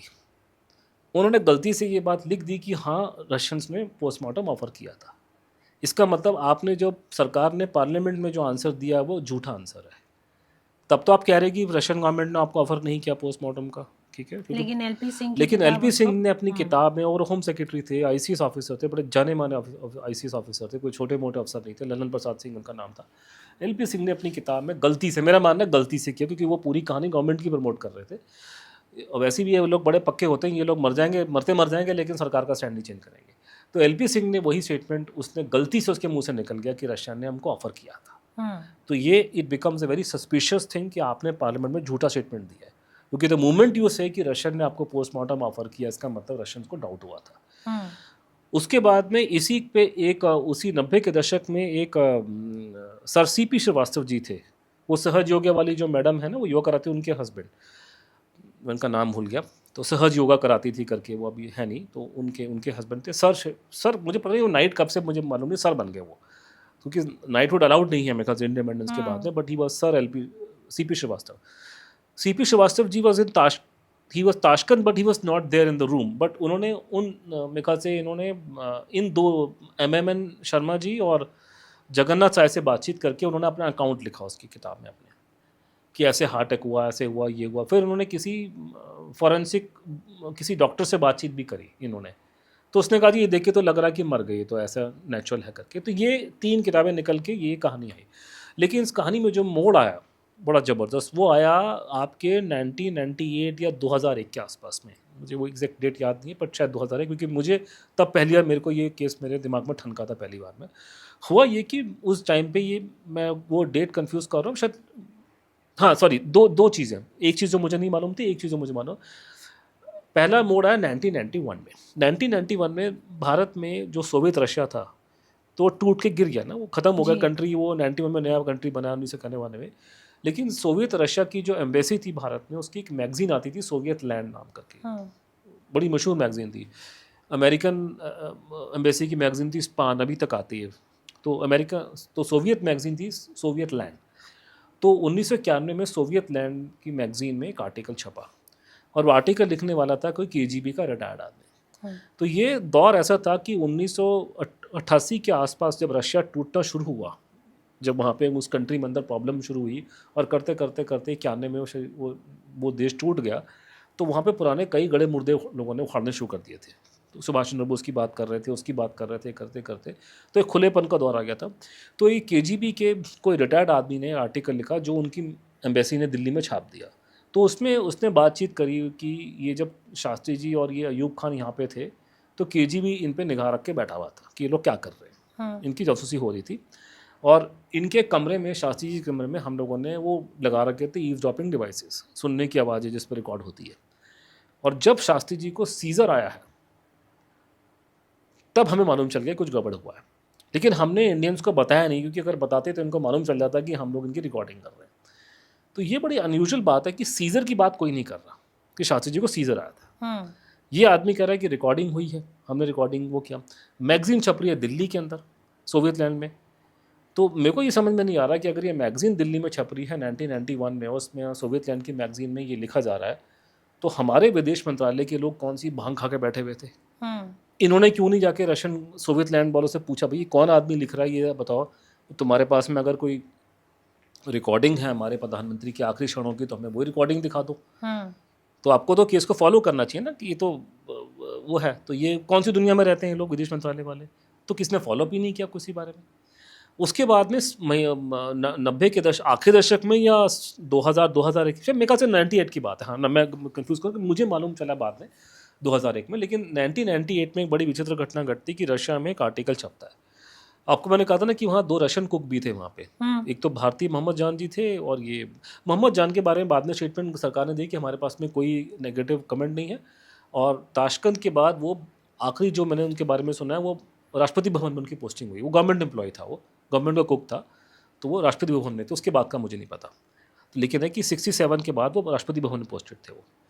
उसके बाद में जब ये 98 में जो एक रशियन पेपर में छपा अहमद सताराव का स्टेटमेंट, ठीक है, अब वो रशियन भाषा में, इसको उठाया 98 में। इंग्लैंड में एक पेपर आता है द इंडिपेंडेंट, आजकल पूरा ऑनलाइन हो गया, लेकिन पहले प्रिंट में आता था। आजकल क्योंकि अखबार सारे बंद हो गए दुनिया में, एक करके बंद हो रहे, तो ये बंद हो गया, लेकिन अभी ऑनलाइन उसका वर्जन अभी भी आता है इंडिपेंडेंट का। एक ज़माने में टॉप 3 पेपर में एक था इंडिपेंडेंट। द इंडिपेंडेंट के अंदर वो स्टोरी पकड़ ली। अब उस स्टोरी पकड़ी, उसने और बातें बोली, लेकिन उसमें गलती, उसने एक बात पकड़ के, क्योंकि मेरे को तो रशियन भाषा पढ़नी आती नहीं है, तो मैंने वो खबर, मुझे याद है इंडिपेंडेंट की मैंने पढ़ी थी, उसमें लिखा है कि इसने, अहमद सताराव ने बोला कि रात को 3 बजे KGB ने हमको अरेस्ट कर लिया, कि उनको शक था कि इसको जहर दिया गया है। अच्छा। तो ये बहुत बड़ा टर्निंग पॉइंट है कि अभी तक तो व्यू ये था भारत के अंदर कि जब उनकी बॉडी को भारत में देखा गया, तब उनको लगा कि शरीर की हालत ठीक नहीं है, फूला हुआ है, खून निकल रहा है, वटेवर, तो शायद उनको जहर दिया गया है। लेकिन ये जब रशियन कुक अहमद सताराव खुद ये बोल रहा है साल 98 के अंदर कि हमको शास्त्री जी के मरने के 1-2 घंटे बाद KGB ने अरेस्ट कर लिया था, इसका मतलब ये शक या ये प्रॉब्लम मॉस्को ताशकंद में ही शुरू हो गई थी। तो ये पॉइंट मैंने पकड़ लिया था, मुझे याद है। लेकिन बाकी किसी को क्योंकि केस सब पब्लिक डोमेन में नहीं थे, लोगों में इंटरेस्ट नहीं था, तो कहानी ख़त्म हो गई। उसके बाद में फिर मैं 2001 में मैं नेताजी की इंक्वायरी कर रहा था। तो मेरा इस केस में आना हुआ था कि मैं तो इंक्वायरी सुभाष बोस की कर रहा था, मुझे तो ऑफिसरों ने ये काम दिया था। लेकिन अब आप सोचेंगे ना, इस देश में भारत के अंदर अलग अलग तरह की ये बातें लोग जब करते थे ना बैठ के उस ज़माने में, अभी भी करते हैं, कि कौन कौन सी ऐसी घटना घटी हैं जिसमें लोगों के मरने पे डाउट हो या थ्योरियाँ हो, तो घूम फिर के श्यामा प्रसाद मुखर्जी की, सुभाष बोस तो खैर नंबर 1 थे, और ये दीनदयाल उपाध्याय की, राम मनोहर लोहिया की और शास्त्री जी की, इनके बारे में कहा जाता है कि इनकी मौत नेचुरल नहीं है। और सबसे ज़्यादा जो बात होती थी वो सुभाष बोस और शास्त्री जी के बारे में। तो कहीं ना कहीं लोगों के दिमाग में ये दोनों मुद्दे हमेशा से जुड़े रहे हैं। फिर बाद में मैंने ये नोट किया कि जब मैं नेताजी की इंक्वायरी करा तो उस ज़माने में शास्त्री जी के फैमिली वाले बोलते थे कि हमारे पिता को जो मारा गया है वो इसी वजह से मारा गया, सुभाष बोस वाले वजह से। तो उनके परिवार का भी ये स्टैंड था। मैंने कभी डिटेल में मैं नहीं गया उस पर, लेकिन है कि ये उनकी फैमिली का भी स्टैंड था बीच में करके कि साहब ऐसे से हुआ करके। तो उसमें करते करते साल 2009 के आसपास में जब ये सूचना के अधिकार में हम लोगों ने एक के बाद एक नेताजी की जब डालनी शुरू करी, तो मुझे लगा कि शास्त्री जी की भी डाल के देखते हैं। तो मैंने शास्त्री जी का पहली बार मैंने ही सूचना के अधिकार में RTI डाल करके सरकार से पूछा। तो जब सरकार से पूछा तो सरकार ने उसका जो आंसर दिया वो बोला कि हमारे पास में, जैसे एक अलग अलग आंसर थे, जैसे कि विदेश मंत्रालय ने मुझे बोला हमारे पास में कोई इन्फॉर्मेशन नहीं है, रिकॉर्ड नहीं है, विच इज़ कम्प्लीटली झूठ, फ्रॉड है। आप कैसे कह रहे हो आपके पास रिकॉर्ड नहीं है, आप पागल किसको बना रहे हो। और प्रधानमंत्री ऑफिस ने बोला कि हमारे पास में सिर्फ एक ही पेपर है और वो क्लासिफाइड है, वो देंगे, नेशनल सिक्योरिटी का इशू है करके, ठीक है। तो ये जब मैंने वो सूचना के अधिकार में डाला, उसकी खबर छपी टाइम्स ऑफ इंडिया में, तो मीडिया में हल्का सा बवाल मचा इसको लेकर के उस ज़माने में 2009-10 के आसपास में। तो उसका फ़ायदा है, 2 फ़ायदे हुए। पहला फ़ायदा ये हुआ कि कुलदीप नैयर जी जो वहाँ मौजूद थे ताशकंद में उस टाइम पे, जहाँ तक मेरी नॉलेज है उन्होंने कभी जीवन भर मुँह नहीं खोला इस केस में। लेकिन जब साल 2009 में जब सूचना के अधिकार के द्वारा ये बात खबर निकल के आई, तब कुलदीप जी ने बोला, उन्होंने बोला कि हमको डाउट था, ये सब चीज़ें थी, ये था वो था। तब उन्होंने बोला कि ये जब ताशकंद से हम लोग भारत वापस में आ गए तो हमारे TN कॉल साहब जो हमारे एम्बेसडर थे वहाँ पे मॉस्को में, वो भारत के फॉरेन सेक्रेटरी बन गए उसके बाद में। तो दिल्ली में कोई खबर चल रही थी शास्त्री जी की मौत को लेकर के, तो TN सिंह ने मुझे और TN कॉल ने मुझे फ़ोन करके मुझे हड़काया कि इसके खिलाफ में तो लिखा। तो ये एलिगेशन उन्होंने, कुलदीप नैयर ने साल 2010-11, मतलब मेरी सूचना के अधिकार में पिटीशन डालने के बाद उन्होंने ये लगाया इस बात को लेके कि TN कॉल ने मुझे प्रेशराइज करने की कोशिश की कि तू इस चीज़ को काउंटर कर, कि उनको जहर दिया गया था। तो ये बड़ा सीरियस बात है। आज के ज़माने में कोई भारत का विदेश सचिव किसी पत्रकार को फ़ोन करके बोले कि तू ये कर, ये वो कर, तो यहाँ देश में आग लग जाएगी। तो ये हुआ। उसके बाद में जो ज़्यादा खतरनाक बात निकली कि उसके थोड़े समय बाद रशिया में एक और न्यूज़पेपर जो कहते हैं कि गवर्नमेंट से जुड़ा हुआ है, उसमें ये जो अपने अहमद सताराव का डिटेल में अकाउंट छपा कि जो पहले मुझे अवेलेबल या किसी को नहीं था अवेलेबल, 1998 में पहला स्टेटमेंट आया था। तो साल 2011 के आसपास में अहमद सताराव का डिटेल्ड अकाउंट, अब मुझे पता नहीं उसकी वो डायरी से छापा है उन्होंने या उसके वो छापा है, लेकिन वो क्योंकि बाद में इंग्लिश में भी छपा है तो मैंने उसमें से वो छपा। उसमें उसने बताया कि रात को 3 बजे के आसपास में मेरे को और दूसरे कुक को पकड़ करके KGB वाले शहर की दूर ले गए और वहाँ ले जाके मुझे बेसमेंट में ले जाके उन्होंने हमारी ऐसी खतरनाक इंटरोगेशन की है कि मेरे को डर के मारे तुतलाने की बीमारी हो गई। मैं अभी तक तुतलाता हूँ डर के मारे। और जो मेरा जो साथी था उसके रातों रात बाल सफ़ेद हो गए। लोग के ना शौक, जैसे ताजमहल जब कहते हैं ना शाहजहाँ के बाल सफ़ेद हो गए थे रातों दुख में आकर के, तो ये कह रहे हैं ऐसी उसकी मेरे साथी की ऐसी इंटरोगेशन की कि उसके बाल सफ़ेद हो गए डर के मारे एक झटके में। तो कहते फिर उसमें जो उसने स्टेटमेंट दी जो हमारे लिए रेलेवेंट है कि थोड़े टाइम के बाद में वो इंडियन कुक को लेकर आए इंटरोगेशन के लिए। Now this is a very big problem. You ask me कि क्या प्रॉब्लम है। ये एक बहुत बड़ा प्रॉब्लम है कि अगर TN कॉल को KGB पकड़ के ले गई थी, मैं उस पर नहीं पढ़ रहा कि इसने बोला कि बाद में वो साबित नहीं, वो छोड़ दीजिए, मुझे उसके आउटकम से मतलब नहीं है। लेकिन रियलिटी ये है, मैंने सारे गवर्नमेंट की स्टेटमेंट को देखा जो पार्लियामेंट में उन्होंने दी। जब उनसे बार बार ये सवाल पूछा गया कि मोहम्मद जान के बारे में, तो सरकार ने बोला हमारे पास में कोई शक की करने का कोई वो नहीं है। सरकार ने कहीं ये नहीं बोला कि ये आदमी को KGB ने अरेस्ट भी किया था। आप ये बोल देते KGB ने अरेस्ट किया, इंटरोगेट किया, क्लीन निकला। लेकिन द वेरी फैक्ट इन्होंने पूरी बात को छुपा दिया, और वो रशियन ये आदमी इस बात को बोल रहा है कि हमारी इंटरोगेशन हुई और इस बात में इंडियन को पकड़ के लेकर आए। अब प्लीज़ अंडरस्टैंड, वो आदमी मोहम्मद जान साहब जो थे वो भारतीय गवर्नमेंट के एम्प्लॉय थे। He was employed by the and he was working under the ambassador TN. Call. TN. Call एक नंबर का मुँह फट किस्म का बदतमीज़ किस्म का इंसान था, जिसको बुड़बक था, बहुत ज़्यादा बड़ी बड़ी डींगे हाँकता था, इंदिरा गांधी का रिश्तेदार भी था बाय द वे, और ये इसको बड़ी बड़ी बोलने की आदत थी। अपनी किताबों में इसने दुनिया भर के एलिगेशन दूसरों पर लगाए हैं। ये आदमी पहले हमारा एम्बेसडर रहा है, ठीक है, उसके बाद में ये हमारा फॉरेन सेक्रेटरी बना, उसके बाद में ये मिकल से, मेरे को लगता नहीं भारत में ऐसा कोई व्यक्ति है जो रशिया के अंदर में और अमेरिका में एम्बेसडर रहा हो। उसके बाद ये अमेरिका में एम्बेसडर बना, उसके बाद रिटायरमेंट के बहुत बाद ये फिर बुलाया इसको उन्होंने राजीव गांधी के टाइम पे, इसको फिर रशिया में भेजा एम्बेसडर बना करके। मेरे को नहीं लगता कि भारत के विदेश मंत्रालय में ऐसा इंसान हो, और ये फिर बड़ा फ्लैम्बॉयंट किस्म का, बुड़बक किस्म का आदमी था, दुनिया भर की बातें करना, लेक्चर देना, ये करना, बड़ी किताबें लिखी इसने, और दुनिया जहान भर की इसने उल्टी सीधी बातें लोगों के बारे में लिखी, लेकिन शास्त्री के बारे में इसने चू तक नहीं किया। आप दुनिया भर की बातें कर रहे हो, दुनिया भर के लंबे लंबे आप जुमले दे रहे हो, तो ये वाला केस का तो पता है ना, तू तो वहीं मौजूद था, तूने क्यों नहीं लिखा? बिना, आपको लगता है कि बिना एम्बेसडर की अप्रूवल के कोई बंदा अरेस्ट करेगा आपको फॉरेन कंट्री का? तो जो भी हुआ है तेरी नॉलेज में हुआ होगा, तो वो बात तूने क्यों नहीं बताई कि भाई इसको पकड़ के ले गए थे? सो बिकम वेरी सस्पिशियस कि गवर्नमेंट को जब मालूम है, ठीक है, मैं ये नहीं कह रहा वो क्लियर है, उसने किया नहीं, क्यों अलग बात है, आप ये बोल देते हैं ना कि रशिया ने इंक्वायरी करी थी, उसमें कुछ नहीं निकला, फिर आपने बताया नहीं किसी को कि अरेस्ट है। हमें तो रशियन बता रहे हैं कि भाई हमारे आपके बंदों को पकड़ा गया था, यहाँ पे अरेस्ट हुए थे, उनके इंटरोगेशन बाद में छोड़ दिया उनको उन्होंने। Before we move ahead, just a small reminder to hit the subscribe button.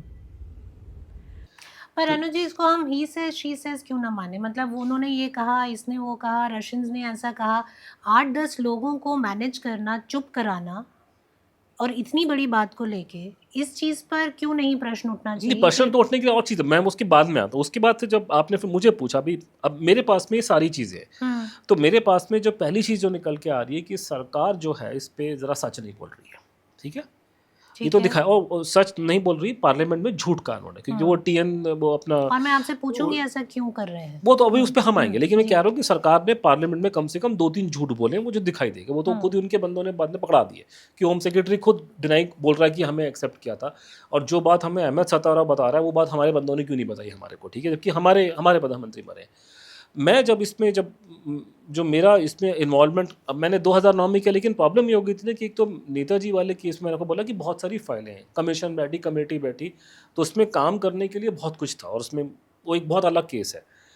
इस केस में कुछ था ही नहीं, मटेरियल भी नहीं था करके, ये इसका श्रेय जाता है कि विवेक अग्निहोत्री जी ने फिल्म बनाई इसके ऊपर, उसकी वजह से केस जो है ये जिंदा हुआ है। अगर नहीं तो हम लोग पॉडकास्ट भी नहीं कर रहे थे इस केस के ऊपर। तो वो घटनाक्रम ये हुआ था कि मैंने जब ये 2009 में ये अपना RTI डाला, तो उसके बाद में और कुछ नेताजी से केस जुड़ा हुआ था, तो मैंने इसके बारे में थोड़ा सा अपनी किताब में लिखा था, और बाद में कुछ बात हुई तो मैंने इस पर कुछ आर्टिकल लिख करके मैंने डाल रखे थे, वो डेली वो आता है इंडिया टुडे ग्रुप का, उसमें डाले थे। और मेरा मानना है कि वो सबसे अच्छा आर्टिकल वही शास्त्री जी की डेथ के ऊपर उस जमाने में थे। तो वो करने के बाद में एक बार मुझे विवेक जी का वाइफ का मुझे फ़ोन आया कि ऐसे ऐसे है, और ये मेरे हस्बैंड है। मैं I did not know agree Vivek को, मैं फिल्में देखता नहीं, उनको तो जानता हूँ, दूरदर्शन में आती थी पहले, तो उनका तो नाम सुना था मैंने, पल्लवी जी का, but I did not know who Vivek Agnihotri was. हमने तो अमिताभ बच्चन वगैरह के बाद में फिल्में देखी, छोड़ दी, मुझे किसी का नहीं पता आजकल कौन फिल्म एक्टर कोई सामने बैठा होगा तो मुझे नहीं पता, I don't know anything about it, but I have some interest in English movies, but I have no interest in Hindi movies absolutely. मैंने कोई शाहरुख खान की फिल्म भी देखी नहीं, मैंने टोटे देखे हैं 2-4 हल्के हल्के। तो फिल्में देखने का हमारे लिए तो वो अमिताभ बच्चन धर्मेंद्र के बाद में कहानी खत्म हो गई है। तो ये है कि I like individuals, I like Prem Chopra and all that, but I am not a big fan of movies and all that, in Hindi specifically. तो एनी हाउ तब विवेक जी ने मुझे फ़ोन किया उसके बाद में, then we had long discussions, we met, then he told me कि मैं एक फ़िल्म बनाने जा रहा हूँ। उस टाइम उसका नाम नहीं था, और वो फिल्म इस पे आधारित, इस पे होगी और इस पे होगा। तो मैंने कहा वो देश हित पे मैं तो आई बी वेरी हैप्पी, आप उस पर जो मुझे मालूम है और परिवार के लोगों को मैं जानता हूँ, तो मैंने फिर फिल्म बनाने में भूमिका निभाई, उनको वो हमने किया। तब मुझे लगा कि अब फिल्म आने वाली है, तो क्यों ना मैं उस पर कोई किताब नहीं है कहने को, नेताजी वाले मुद्दे पे जो मैंने और चंद्रचूड़ ने काम किया, वो माउंट एवरेस्ट है, और कोई हमारे आसपास कोई पहाड़ टिकता भी नहीं है हमारे, हम तो हमारे से जनरेशन्स पीछे लोग रह गए, लेकिन हैं छोटे छोटे पहाड़ और भी हैं। लोगों ने किताबें लिखी हैं, सन 70 में किताब लिखी, 80 में किताब लिखी, वो उस टाइम के हिसाब से ठीक ठाक थी, चाहे हम नंबर में। लेकिन कहने को नेताजी पे अलग अलग लोग बोलते हैं, किताबें हैं, लेकिन शास्त्री वाले मुद्दे पे कोई किताब अवेलेबल नहीं है। सिर्फ एक जो बुकलेट लिखी गई थी वो आपको मैंने बताया था कि दाया भाई पटेल ने, जो सरदार पटेल के सुपुत्र हैं, उन्होंने 1970 में एक बुकलेट लिखी थी। वो कोई 60-70 पन्ने की बुकलेट है, और वो बुकलेट भी यहाँ से गायब होगी, वो भी मिलती नहीं है। वो जाके मैंने अमेरिका में कहीं जाके मेरे प्रोफेसर दोस्त ने निकाल के दी किसी लाइब्रेरी से मेरे को, तो कोई किताब नहीं थी। तो मैंने कहा एक काम करता हूँ कि अब फिल्म आने वाली है, मेरा नाम उसमें जुड़ा हुआ है, तो मैं कुछ कोशिश करता हूँ कि कुछ मटेरियल को मैं यहाँ वहाँ से इकट्ठा कर लूँ, और जो मुझे लगता है किताब लिख दूँ, उसमें छोटी ही क्यों ना हो, ज़्यादा मोटी ना हो। नेताजी की तो किताब बहुत मोटी आपने देखी है, तो ये तो मैंने फिर वो उस टाइम पे इन्फॉर्मेशन कलेक्ट करनी शुरू करी, और उसमें आप मुझे अनफॉर्चुनेटली आपको मैं घुमा फिरा के आपको आंसर दे रहा हूँ कि क्यों हमें शक है। तो पहली चीज़ ये है कि बाय दिस टाइम मेरे सामने दो मोटी मोटी थ्योरियाँ मौजूद थी। पहली थ्योरी ये थी कि जो सरकारी कथन है या जो सरकारी व्यू है, ऑफिशियल व्यू है, कि शास्त्री जी हार्ट के पेशेंट थे, उनको तीसरा या चौथा हार्ट अटैक आया, उनकी डेथ ताशकंद में हो गई है। और इसके ऑपोजिट में आता है कि उनके परिवार वाले और उनके नियर एंड डियर वंस कहते हैं कि शास्त्री जी को मारा गया जहर देकर। तो पहले मुझे ये रूल आउट करना है कि उस आदमी, ये कहानी में से कौन सी कहानी ठीक है, before I go into the other theories, कि वो केजीबी ने मारा है, कि सीआईए ने मारा है, कि कोई इंटरनल हैंड है। ये 3 अलग थ्योरियाँ हैं, सब थ्योरीज हैं, पर पहले मैं ये बेसिक डिटरमिनेशन करूँगा कि ये इस बात में कितना जोर है। तो मैंने उसका प्रॉब्लम ये आ रही है कि उसमें पोस्टमार्टम वगैरह कुछ नहीं हुआ। वो मैंने, क्योंकि अगर किसी को जहर दिया, ये बहुत इंपॉर्टेंट बात है। ऐसा कैसे, चलिए ठीक है, रशिया में नहीं हुआ, इंडिया में आके अपने प्राइम मिनिस्टर का अब वो ऐसा होता है ना कि सुप्रीम कोर्ट में आप या कोर्ट में आप जाएंगे, एक जजमेंट है, तो जजमेंट जब को देने आता है तो वो बोल देगा ये गिलास पानी का आधा भरा हुआ है, आधा खाली है जी, तो दोनों स्टेटमेंट ठीक है ना, पानी का गिलास आधा भरा है, आधा खाली है। तो वो आप किसी चीज़ को जस्टिफाई कर सकते हो, उस ज़माने में नहीं किया, उनकी मर्जी थी। अगर हम करते हैं तो रशिया नाराज हो जाएगा। वो जो हुआ हुआ। अब मैं अपने हमारे टाइम पे जब हम लोग आए जी, तो मैंने क्या किया, तो आपको पता है मैं और तरह काम नहीं कर सकता। मैं तो जो साइंटिफिकली या जो जर्नलिस्टिक नॉर्म्स हैं उसी पे काम करूँगा ना, एविडेंस पे चलता हूँ मैं, कोई कहीं सुने पे नहीं चलता किसी के। तो मैंने क्या किया कि मेरे को जो सरकार की स्टेटमेंट थी पार्लियामेंट में डिटेल में, या जो उन्होंने प्रेजेंट किया, उसको लिया। यहाँ से शास्त्री जी का जो परिवार और उनके जो खासम खास, जैसे जगदीश कुडीशा जी हो गए, उनका मैंने वो लिया, मैंने उनका उन सब का वो डाटा लिया वहाँ से। सरकार की तरफ से जो बोला गया, या जो रशिया से जो डॉक्यूमेंट प्रोवाइड किए गए थे कि कौन कौन से डॉक्टर आए थे उनको देखने के लिए, मरने के बाद में या मरने से पहले उन्होंने क्या इलाज किया, कौन सा इंजेक्शन लगाया था, जब नहीं बच सके तो उनकी बॉडी को प्रिजर्व करने के लिए आपने बॉडी में कौन सा लिक्विड डाला, कौन सी स्पिरिट थी, क्या था, जो डॉक्टर यहाँ, मैं तो जहाँ डॉक्टर नहीं हूँ, मैंने वो सारा डाटा लिया। उसके साथ फिर मैंने उनकी जो फोटोग्राफ जो ब्लैक एंड वाइट अवेलेबल हैं शास्त्री जी की डेड बॉडी की, ताशकंद में नॉर्मल है। उसके बाद भगवान भला करे, अमेरिका की एक मैगजीन आती थी लाइफ मैगजीन करके, तो लाइफ मैगजीन ने शास्त्री जी की डेड बॉडी की कलर फोटोग्राफ्स ली हुई है। तो वो उसकी रीजनेबली गुड रेजोल्यूशन में मुझे फोटोग्राफ मिल गई। तो वो रंगीन फोटोग्राफ यहाँ पे बॉडी दिखाई दे रहा है कि उसमें कुछ प्रॉब्लम है। तो ये सारा इन्फॉर्मेशन मैंने इकट्ठा करके एक नोट बनाया, और नोट बना करके मुझसे पहले, जैसे मुझे याद है कि कुछ लोगों ने कोशिश की थी, खासकर हमारे सर श्रीवास्तव, ये इन्होंने एलपी सिंह ने की थी, किसने की थी, कि वो कार्डियोलॉजिस्ट से जाके बात कर रहे थे। कार्डियोलॉजिस्ट या हार्ट स्पेशलिस्ट तब है जब तक पेशेंट जिंदा है, मरने के बाद में तो आपके वो पोस्टमार्टम वाले एक्सपर्ट आते हैं, वो बता सकते हैं। तो मैं उन्हें बोलते हैं फॉरेंसिक पैथोलॉजिस्ट। तो मैंने कोई 10 फॉरेंसिक पैथोलॉजिस्ट को एक के बाद एक मैंने कांटेक्ट किया, और सबको मैंने नोट टिका के मैंने उनको ये दिखाया नोट। मैंने कहा देखो जी ये है, और ये फ़ोटो दिखा दी आपको, ये फ़ोटो है, ये कह रहे हैं कि ये आदमी जो है हार्ट अटैक से मरा है, और ये हालत है और ये डिस्क्रिप्शन। तो ये जो बॉडी की कंडीशन है, क्या ये पोस्टमार्टम और एम्बार्मिंग का रिजल्ट से हो सकती है कि नहीं हो सकती है। 10 के 10 लोगों ने मुझे बोला कि this is out and out जहर का केस है। अब क्योंकि ये इतना खतरनाक केस है तो हर एक आदमी अपना नाम तो बताएगा नहीं मुझे पब्लिकली, तो उसमें से 3-4 लोगों ने बोला कि हाँ हमारे नाम पे लिख दे। जैसे डॉक्टर गुप्ता जो HOD रह चुके हैं कलकत्ता मेडिकल कॉलेज के वगैरह के, तो उन्होंने अपने नाम से दी। उसने कहा वो तो नाराज़ होते, कहते उनकी फैमिली ने क्यों नहीं पुलिस में कंप्लेंट करी।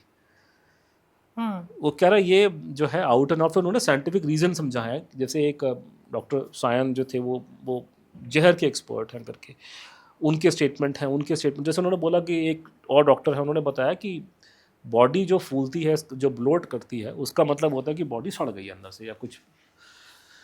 उन्होंने बोला कि गर्मियों में लगता है 48 घंटे के आसपास, जो भी हमने टाइम दिया वो लिख के दिया मेरे को, लेकिन ये 11 जनवरी वो जब भी एकदम टेम्परेचर हाँ, ताशकंद में स्पेशली आपका रशिया में रशिया में टेम्परेचर -7-8 डिग्री माइनस में चला जाता है, ये 12-14 घंटे में बॉडी कैसे फूल गई, कौन सी एम्बामिंग करके आए लोग। और रशिया वाले एम्बामिंग के इतने एक्सपर्ट हैं, आप एक काम करना, गूगल करके ना उसकी लेनिन की बॉडी दिखाना है उनको। लेनिन की बॉडी को ऐसा, वो मरा था 1921 में, उसकी बॉडी को ऐसा उन्होंने इम्बाम किया, लगता था कल परसों की डेड बॉडी पड़ी हुई है। तो ये 12 घंटे में बॉडी कैसे आदमी की फूल फाल गई। फिर तो उसमें मल्टीपल पॉइंट, तो एक और एक्सपर्ट ने उसी में ये लिखा कि ये जो नीला पड़ा है इसका एक्सपीजिएशन हुआ है, ये कोई, और ये रीज़न इसका या तो गला घोट के मारने से होता है, फांसी लगने से, या जहर देने से, ऐसे करके कि बॉडी में ब्लड, वो ऑक्सीजन नहीं रहा उसके अंदर। फिर एक ने बताया कि डॉक्टर ने उसी में, ये मैंने किताब में लिखा जो डॉक्टर्स ने बताया, क्योंकि कईयों ने तो फ़ोन में बहुत भड़कम बातें बोली मुझे, लेकिन मैं हर एक आदमी तो डर के मारे कौन बोलेगा ना। कोई आदमी जो दिल्ली में नौकरी कर रहा है, एम्स में कर रहा है, वहाँ कर रहा है, वो अपना नाम तो देगा नहीं, मुझे पता कि इसमें लपेटे में आऊँगा कल सुबह। तो 10 लोगों ने मुझे देश विदेश में बोला जहर है, और एक और जैसे बताया उन्होंने मुझे। उससे पहले मैं आऊँ उस पर एक चीज़ मैं आपको बताऊँ कि मैंने उस ज़माने के रिकॉर्ड चेक किए। 1950 के दशक में ये CIA की रिपोर्ट्स हैं कि इंसान की जान की कीमत हो ना हो, लेकिन कोई आदमी को जहर दे के मार दो या उसका मर्डर कर दो, तो रशिया में बड़े स्ट्रिक्ट प्रोटोकॉल थे इंक्वायरी के, और वो कहते हैं कि पोस्टमार्टम वाज अ मस्ट, ये उनका रूल था। ये इस्टेब्लिश भी हो रहा है LP सिंह के स्टेटमेंट से कि रशियन ने बोला था कि पोस्टमार्टम हमारे यहाँ होता है सस्पिशन डेथ के ऊपर। तो ये अमेरिकन भी कंफर्म कर रहे हैं कि उस ज़माने के रशिया में ये कंफर्म था कि अगर किसी की डेथ अगर अनयूजुअल होगी तो जीते जी को पूछे ना पूछे, लेकिन मरने के बाद इंक्वायरी पूरी होती है, पोस्टमार्टम होता है। अगर पोस्टमार्टम नहीं होगा तो बॉडी के पार्ट्स को प्रिजर्व किया जाता है अंदर के, या बॉडी के पार्ट को प्रिजर्व वो लोग करते हैं। तो दे आर वेरी मेटिकुलस, हमारे यहाँ भी है बाय द वे, लेकिन वो करते हैं। तो जब ये जब बात हुई तो उसने, एक डॉक्टर ने पूरा देख के मुझे बताया कि देखो ऐसा ना कि अगर पोस्टमार्टम नहीं कर सकते, जैसे ये लोग कह रहे हैं कि हमने पोस्टमार्टम नहीं किया, तो ये जो उन्होंने कट का निशान लगाया है यहाँ पे, वो यहाँ से कुछ निकाल सकते हैं सैंपल अंदर का बॉडी का। फिर वो कहता है कई और तरीके होते हैं, जैसे कहते हैं कि आँख के अंदर ये जो आपका लिक्विड होता है, इससे मालूम चल जाता है, कोई तरीका होता है पता लगाने का। एक उसने बोला कि आपका स्पाइनल फ्लूइड, कुछ कहते हैं SP फ्लूइड वटेवर, जो रीढ़ की हड्डी में होता है, उस फ्लूइड से भी मालूम चल जाता है कि आदमी को जहर दिया कि नहीं दिया। कि मान लीजिए कि मुझे पता लगाना है कि जहर हुआ कि नहीं हुआ, वो मैं अलग अलग चीज़ से पता लगा सकता हूँ। बेस्ट तरीका है पोस्टमार्टम। अब आप कह रहे हैं कि हमने पोस्टमार्टम अलाउ नहीं किया हम लोगों ने, तो रशियंस को भी अपनी जान बचानी है। वो बेचारों के घर में आकर कोई मर जाए तो कल को लोग उनके सवाल पूछेंगे, तो वो सारा का सारा संभाल के रखेंगे रिकॉर्ड। तो वो उन्होंने कहा कि हमको देख के ये लग रहा है कि इन लोगों ने बॉडी में कुछ छेड़छाड़ करी है, कुछ उन्होंने अंदर से निकाला है। और उसमें ये जो छेद है, वो कह रहे हैं जो स्पाइनल फ्लूइड निकाला जाता है नॉर्मली वो बैक के नीचे से निकाला जाता है, लेकिन कुछ केसेस में वो गर्दन के यहाँ छेद करते हैं। क्योंकि गर्दन के छेद के बारे में सब लोगों ने कहा कि गर्दन में छेद था, गर्दन में छेद कहाँ से आ गया, कैसे खून, तो ये बातें जब मुझे बातें मालूम चली, तो इसके देख करके ये it has a very reasonable doubt. So on available evidence I think कि जो फैमिली बोल रही है वो ठीक है, और सरकार का व्यू इसमें जो कि ये नेचुरल डेथ है वो डाउटफुल है। तो मैं पहले उस थ्योरी को कंक्लूड, तो ये मेरा आप जो पूछे थे ना, क्योंकि इसमें एविडेंस यही हो सकता है कि आप पोस्टमार्टम तो आपके पास में नहीं है, उसकी रिपोर्ट नहीं है, लेकिन जो अवेलेबल डेटा है वो ये दिखा रहा है कि ये जो बॉडी है ये किसी हार्ट पेशेंट की बॉडी नहीं है। ये कोई एम्बाम्ड आदमी की बॉडी ऐसे नहीं होती, ये तो हालत ख़राब है, ये शरीर फूला हुआ है, ये है, छेद लग रहा है, इसका मतलब बॉडी में छेड़छाड़ हुई है, गड़बड़ है। इनफैक्ट इसने अपनी किताब में, इन्होंने जो दया भाई पटेल जी की किताब थी उसमें उन्होंने मेंशन किया था, ये स्टमक वॉश किया, ये एम्बामिंग यूज़ का बता रहे हैं, उन्होंने बॉडी को क्लीन किया अंदर से। उन्होंने they were trying to conceal the science of कि जहर के निशान छुपाने के लिए उन्होंने कुछ गड़बड़ करी। तो ये तो बहुत दो देशों पे डायरेक्ट, दो देशों के लीडर्स पे डायरेक्ट क्वेश्चन जाता है, सेंसिटिव हो गया ना फिर, जैसे रशिया पे, क्योंकि रशिया से बॉडी आ रही थी, और जब बॉडी आई तो ये सब था। And as you are saying कि पटेल ने बोला कि उसमें एक चीज़ और है कि अगर उसमें उसको क्लीन करने की कोशिश की है, वीडियो रील भी है उसके अंदर, कि जब वहाँ से जब बॉडी आई थी तो दिल्ली एयरपोर्ट में काफ़ी लोग गए हुए थे। तो उसमें जो रशिया का जो किसी गिन था मेरे ख्याल से, या उसकी बेचारे की ऑब्वियसली कोई डेड बॉडी लाकर शक्ल कैसी होगी, शक्ल बेचारे की उतरी, बड़ा दुखी था। इंडिया में 3-4 लोग हैं वो इंदिरा जी के आसपास थे, वो दांत फाड़ रहे थे वहाँ पे। अच्छा, फोटो में कैप्चर हुआ है, वीडियो में है, वीडियो फोटो में में capture नहीं ऐसे दांत काट रहा है, दांत क्यों फाड़ रहा है? हम्म कोई किसी की बॉडी के दांत फाड़ते हैं क्या? हम्म तो 3-4 लोग आप देखना वीडियो में, मेरा वीडियो नहीं है, एपी का वीडियो है, उसमें मिल जाता है यूट्यूब पे। पर अनुज जी, इससे वो लोग फिर वही दांत, बात मुझे समझ में आया कि दांत फाड़ने का मतलब क्या है। पर बात वही आती है कि अगर इतना सब कुछ हो गया और आपकी बातों से ये पता चल रहा है कि सिर्फ इसमें इंडिया के लोगों का लोन फायदा नहीं था, रशिया में भी कुछ ऐसा फाउल प्ले हुआ है, किसको फायदा था शास्त्री जी को हटाने अब से देखिए यहाँ उसमें से? ये था कि जब ये पहले कहा ना कि पहला हम लोग स्टेज ये है कि हम पहले ये देखेंगे कि क्या ये डेथ नेचुरल है, कि अगर नेचुरल तो कहानी खत्म हो जाती है। आपने हाँ अब मैं कह रहा हूँ कि मुझे देख के लग रहा है फॉर कि ये अवेलेबल natural नहीं एविडेंस, है। हाँ कि नेचुरल नहीं है, जी। कल को फ्यूचर में कुछ निकलेगा जी। तो मैं अपना पर देख इस लूंगा। हाँ तो अब मान लीजिए कि अभी जो निकल के आ रहा है कि वो डेथ नेचुरल नहीं, क्योंकि ये बॉडी किसी हार्ट अटैक से मरने वाले पेशेंट की नहीं है, तो जहर वाला दिखाई दे रहा है, जी। ठीक है। तो उसमें फिर ये आता है कि दिन 3 थ्योरी निकल के आती हैं। तो उसमें पहली थ्योरी है कि जैसे कुछ लोगों ने, मतलब मैंने कुछ को डिस्काउंट किया, जैसे कुछ लोगों ने अगर प्राइवेटली मुझे बोला कि पाकिस्तान ने मार दिया। पहले पाकिस्तान को मारने का कोई, एक तो पहली बात ये कि पाकिस्तान को मारने का फ़ायदा था नहीं, वो ताशकंद अकॉर्ड से वो भी खुश थे, तो उन्हें क्या मारने का फ़ायदा, क्या ऑलरेडी वो जो चाहते थे उनको मिल गया। दूसरा ये कि ये एज्यूम करना कि पाकिस्तान जैसा देश या भारत जैसा देश, हमारे जो थर्ड वर्ल्ड कंट्री, गरीब कंट्री है, वो सुपर पावर एक आपका प्रोग्राम करवा रही है, वहाँ जाके विदेश में जाके आप उसको मार दोगे, वो पॉसिबल नहीं। उनके और हमारे उससे बहुत आगे की चीज़ है, तो वो पॉसिबल ही नहीं, वो तो करने का मोटिव भी नहीं था उनका। तो वो they are completely ruled out actually, उसमें तो डाउट ही नहीं। इनफैक्ट वो जितने लोगों ने ये सेक्रेटरीज वगैरह ने लिखी हैं किताबें, वो सब में उन्होंने बोला अयूब खान बेचारा बहुत दुखी था उस बात को लेकर के। तो यानी वो अलग कहानी है। तो वो वाहियात बातों को आप साइडलाइन कर दी। 3 थ्योरियाँ जो मैंने कहा ना, कि पहली थ्योरी जो लोगों ने फ्लोट की, आपने जो बोला रशिया वालों ने मार दिया होकर के, रशिया वाले मारने में सबसे बड़ा जो प्लेयर है जिसने इसका नाम लिया है वो दया भाई पटेल है। उसने बोला कि इन्होंने मारा है केजीबी ने और गवर्नमेंट ऑफ इंडिया इसमें कॉम्प्लिसिट है। उसने ये एलिगेशन लगा कि ये लोग छुपा रहे हैं और मारने वाले ये लोग हैं। ये उनकी बुक में छपा है, ये बुक में उन्होंने लिखा, उन्होंने तो ये तो बुक गायब होगी ना यहाँ से पूरे। तो ये उन्होंने गवर्नमेंट पे एलिगेशन और उन्होंने रशियन पे, और उन्होंने फिर अपने एग्जाम्पल दिए कि यहाँ पे केजीबी ऐसे करती है, ये करती है, वो करती है। लेकिन मैं उसको नहीं मानता इन द सेंस कि क्योंकि अब वो उस मामले में शास्त्री जी की वाइफ का स्टेटमेंट काफ़ी एक्यूरेट है, और मेरा भी मानना वही है कि कोई अपने घर बुला के नहीं मारता, ठीक है। और पूरे दुनिया का मीडिया वहाँ बैठा हुआ है, पूरा दुनिया देख रही है। आप किसी को बुला के अपने घर में मारोगे, कल को हल्की सी बात ऊपर नीचे लीक होगी तो पूरी कंट्री की तबाही हो जाएगी। तो बुला के कोई अपने घर में तो मारेगा नहीं। अगर मारना होगा उनको मारने के लिए, उनके पास में 1000 तरीके मारने के लिए उस ज़माने में भी थे। वो दया भाई पटेल ने भी डिस्क्रिप्शन दिया कि आप किसी को, उन्होंने कोई यूक्रेन के बंदे को मारना था तो उसके मुंह पर उन्होंने गैस छोड़ी करके मर गया। पोस्टमार्टम में कहा जी हार्ट अटैक हुआ है, बाद में कहा जी तो जहर से मारा। तो वो सब टेक्निक होती थी, अभी भी हैं वो मारने वाली हैं। अगर कोई विदेश की ताकत किसी को मारने पे आ जाए, जैसे आपको अपने किमोल्स, ये जो जोंग जो भी बैठा है, उसने अपने भाई को मारा है कोरिया के अंदर जा, कहीं जापान वापान में एयरपोर्ट पे जाके वो उन्होंने मार दिया उसको। तो अगर कोई विदेश की इंटेलिजेंस एजेंसी, अगर ये हमारे देश की एजेंसी अगर किसी को मारने पर अगर आ जाए, तो मारने के लिए 1000 तरीके होते हैं। घर बुला के कोई नहीं मारेगा क्योंकि पकड़ा जाएगा। तो एक तो ये प्रॉब्लम आ रहा है। दूसरा ये कि मैं इसलिए पटेल की स्टेटमेंट को मैं सपोर्ट नहीं करता कि रशिया ने मारा है, कि रशिया ने 2 ऐसे काम किए जो कोई गलत आदमी काम करेगा कभी वही काम नहीं करेगा। पहला ये कि अगर रशिया ने मारा होता ना तो वो चीज़ों को छुपाता, तो रशिया ने छुपाया नहीं, रशिया ने तो उल्टा हमें पोस्टमार्टम ऑफर किया। अगर उन्होंने मारा होता तो वो ये ऑफर नहीं करते। और दूसरा ये कि उन्होंने एकदम से ही केजीबी ने इंक्वायरी शुरू कर दी थी, तभी तो रात को अरेस्ट हुआ कि अहमद सतवारा और मोहम्मद जान। पर इन इंक्वायरीज के कोई ऑफिशियल डॉक्यूमेंट्स वो लास्ट का पब्लिक स्टेज में है, नहीं है। वो उसका लास्ट का स्टेज है, वो भी आएंगे उस पर आप लोग। देखिए मैं कह रहा हूँ कि अगर मैंने कोई या किसी ने गड़बड़ी करी है, मैं उस चीज़ को छुपाऊंगा, ठीक है ना। अगर मान लीजिए कि मैं किसी ने बोला जी ये यहाँ पे बैठ के शराब पी रहा है, तो मैं उसके गिलास को कैमरे के सामने साइन में करूँगी, मैंने छुपा। अब मुझे छुपाना नहीं तो मैंने सामने रखा भाई, जो पानी पड़ा भी, मैं नहीं पी रहा शराब। तो जो आदमी गलत आदमी जो काम करता है वो चीज़ों को छुपाता है, चाहता नहीं पकड़ में आया। लेकिन रशियंस ने हमें पोस्टमार्टम ऑफर किया, हमने मना करा, और उन्होंने उनको अरेस्ट भी करके उनको इंटरोगेशन की है। ये बात भी मोरलेस रिकॉर्ड पे आ गई है। तो I clear Russians of the any wrong doing in this case. हाँ, हो सकता है कि बाद की परिस्थिति में उन्होंने चीज़ों को नहीं बताया, उसके अलग कारण हो सकते हैं। तो कवर अप में हो सकता है डायरेक्टली इनडायरेक्टली उन्होंने कुछ बोला, लेकिन एक्चुअल जो मारने वाली बात है और ये बोलना कि रशिया ने मार दिया उनको, that is to me is nonsense, number 1।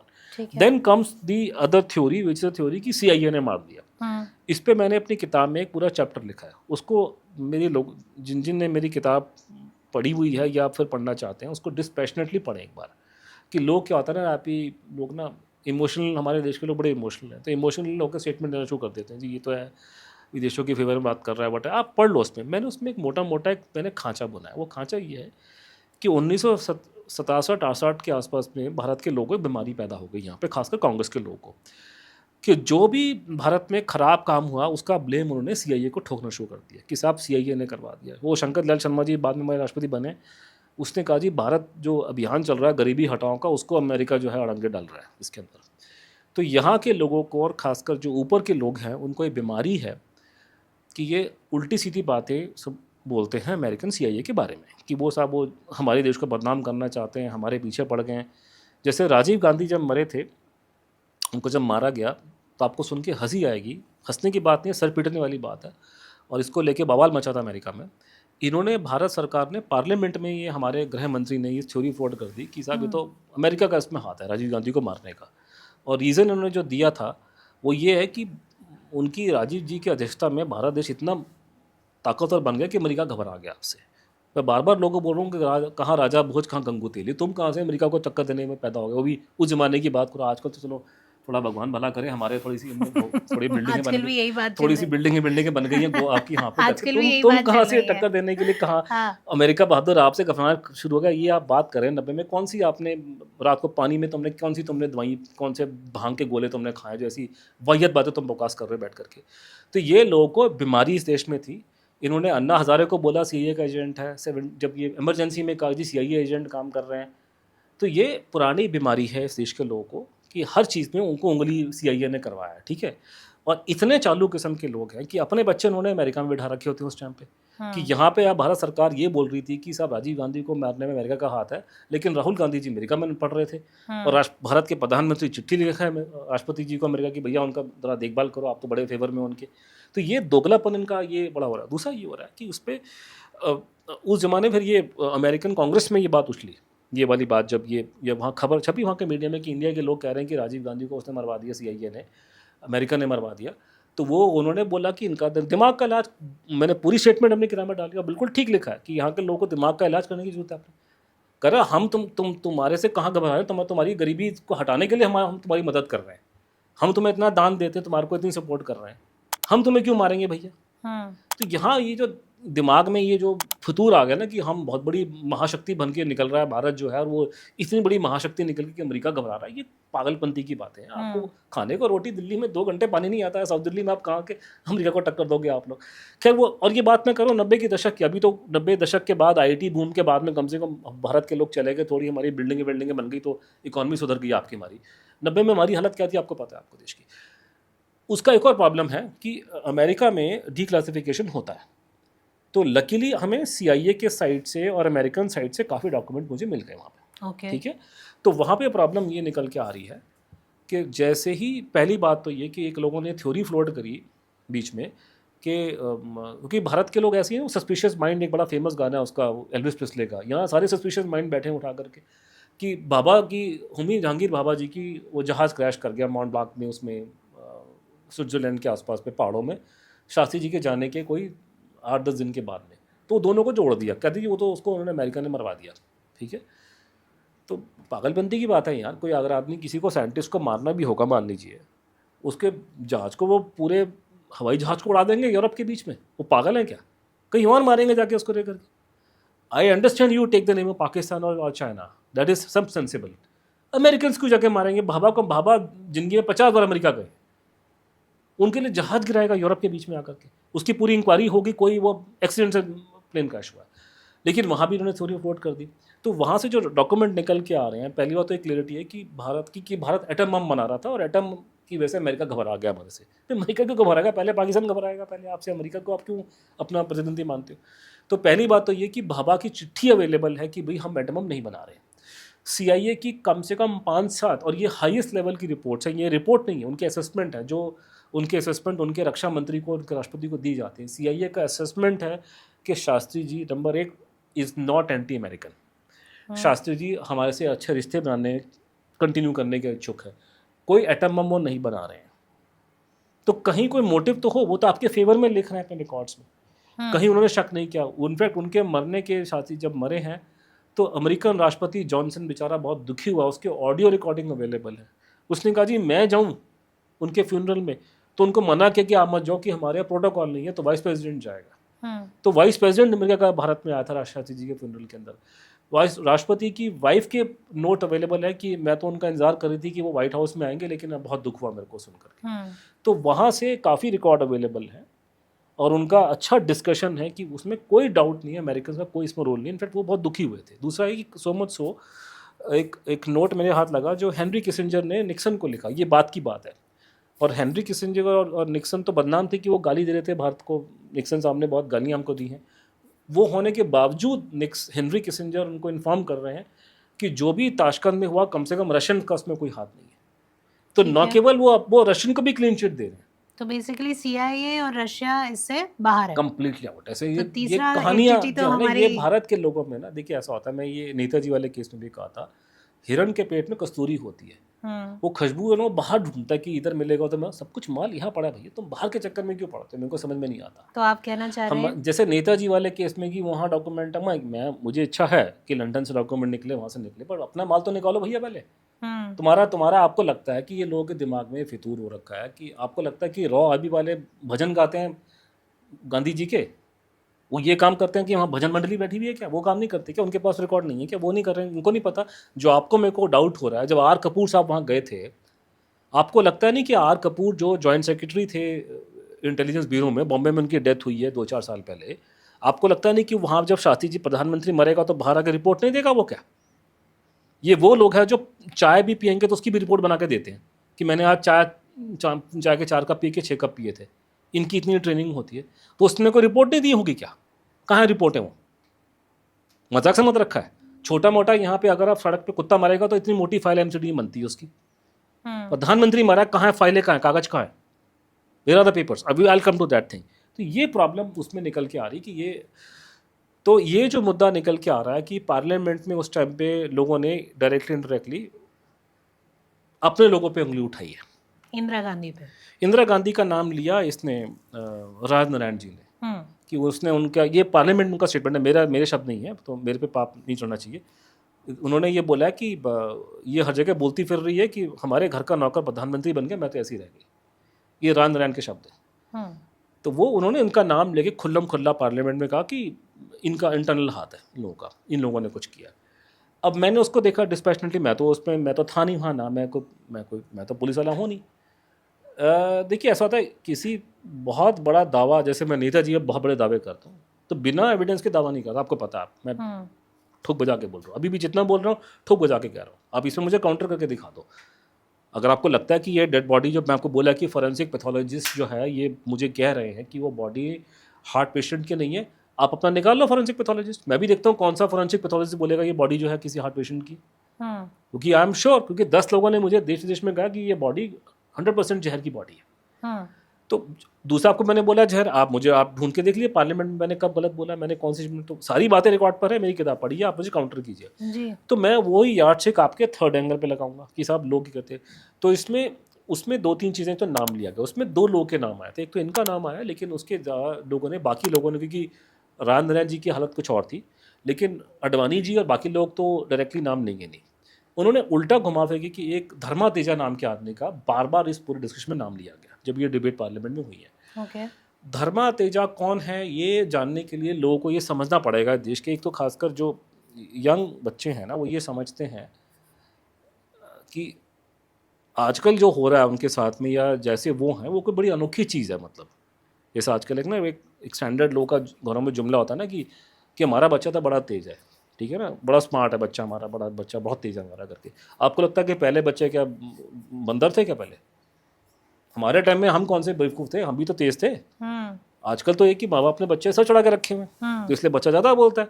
हमारे टाइम में तो 50 रिस्ट्रिक्शन थी, यहाँ मत जाओ, यहाँ मत करो, ये मत करो, ना मोबाइल फ़ोन है ना कुछ है। उसके बावजूद लोग जो हरकतें करते थे, आप तो उसके मुकाबले में खड़े नहीं होंगे आप लोग। आपको तो खुली छूट मिली हुई है, टाइम बदल गया। पहले कौन सा लोग दूते धुले हुए थे, हरकतें सबने कर आप किया, लेकिन वो टाइम ऐसा था कि भाई पॉसिबल नहीं था।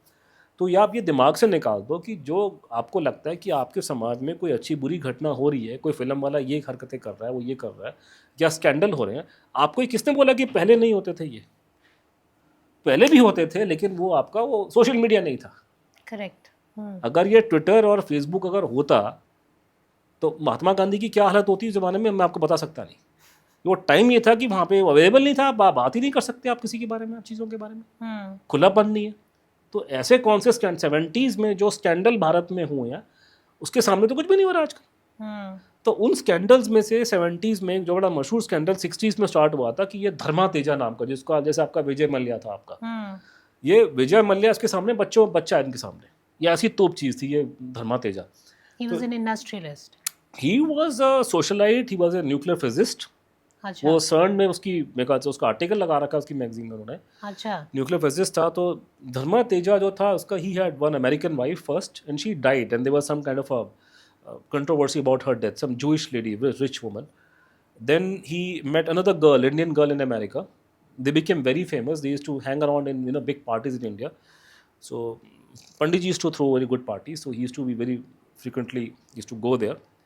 And उसके बाद में वो कहानी उड़ी कि बाद में जब पंडित जी चले गए तो शास्त्री जी ने कोई मीटिंग करनी थी वहाँ पे, and there all kind of allegation, but the meeting की तो Shastri ji called him, he brought his wife with him, so Shastri ji told him कि the appointment was for you, not for your wife.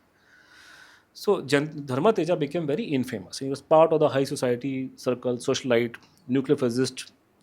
उसने कोई कंपनी खोलनी थी तो बड़े फेमस पंडित जी शब्द कि थोड़ा कुछ दे दो ना इसको, तो उन्होंने कोई पैसे पूसे गवर्नमेंट ने उसको दिए, तो कोई शिपिंग उसने कंपनी खोली करके यहाँ पे. उसके ऑफिस उस ज़माने की बात कर रहा हूँ मैं, 60s में जा कर के लंदन में, रोम में, न्यूयॉर्क में ऑफिस वगैरह थे. Very high flying, not many Indians could do that in those days. फिर उसका ये बारे में कहा जाता है कि झंती धर्मा तेजा का जो था, धर्मा तेजा का कुछ डाउनफॉल शुरू हुआ जब शास्त्री जी प्रधानमंत्री बने. He did not give him that much of this thing. Then he was caught in some scandals and he ran away from this country. And he ran away from this country, he was outside the country. फिर उसको पकड़ के लाया गया यहाँ पे, फिर चला गया.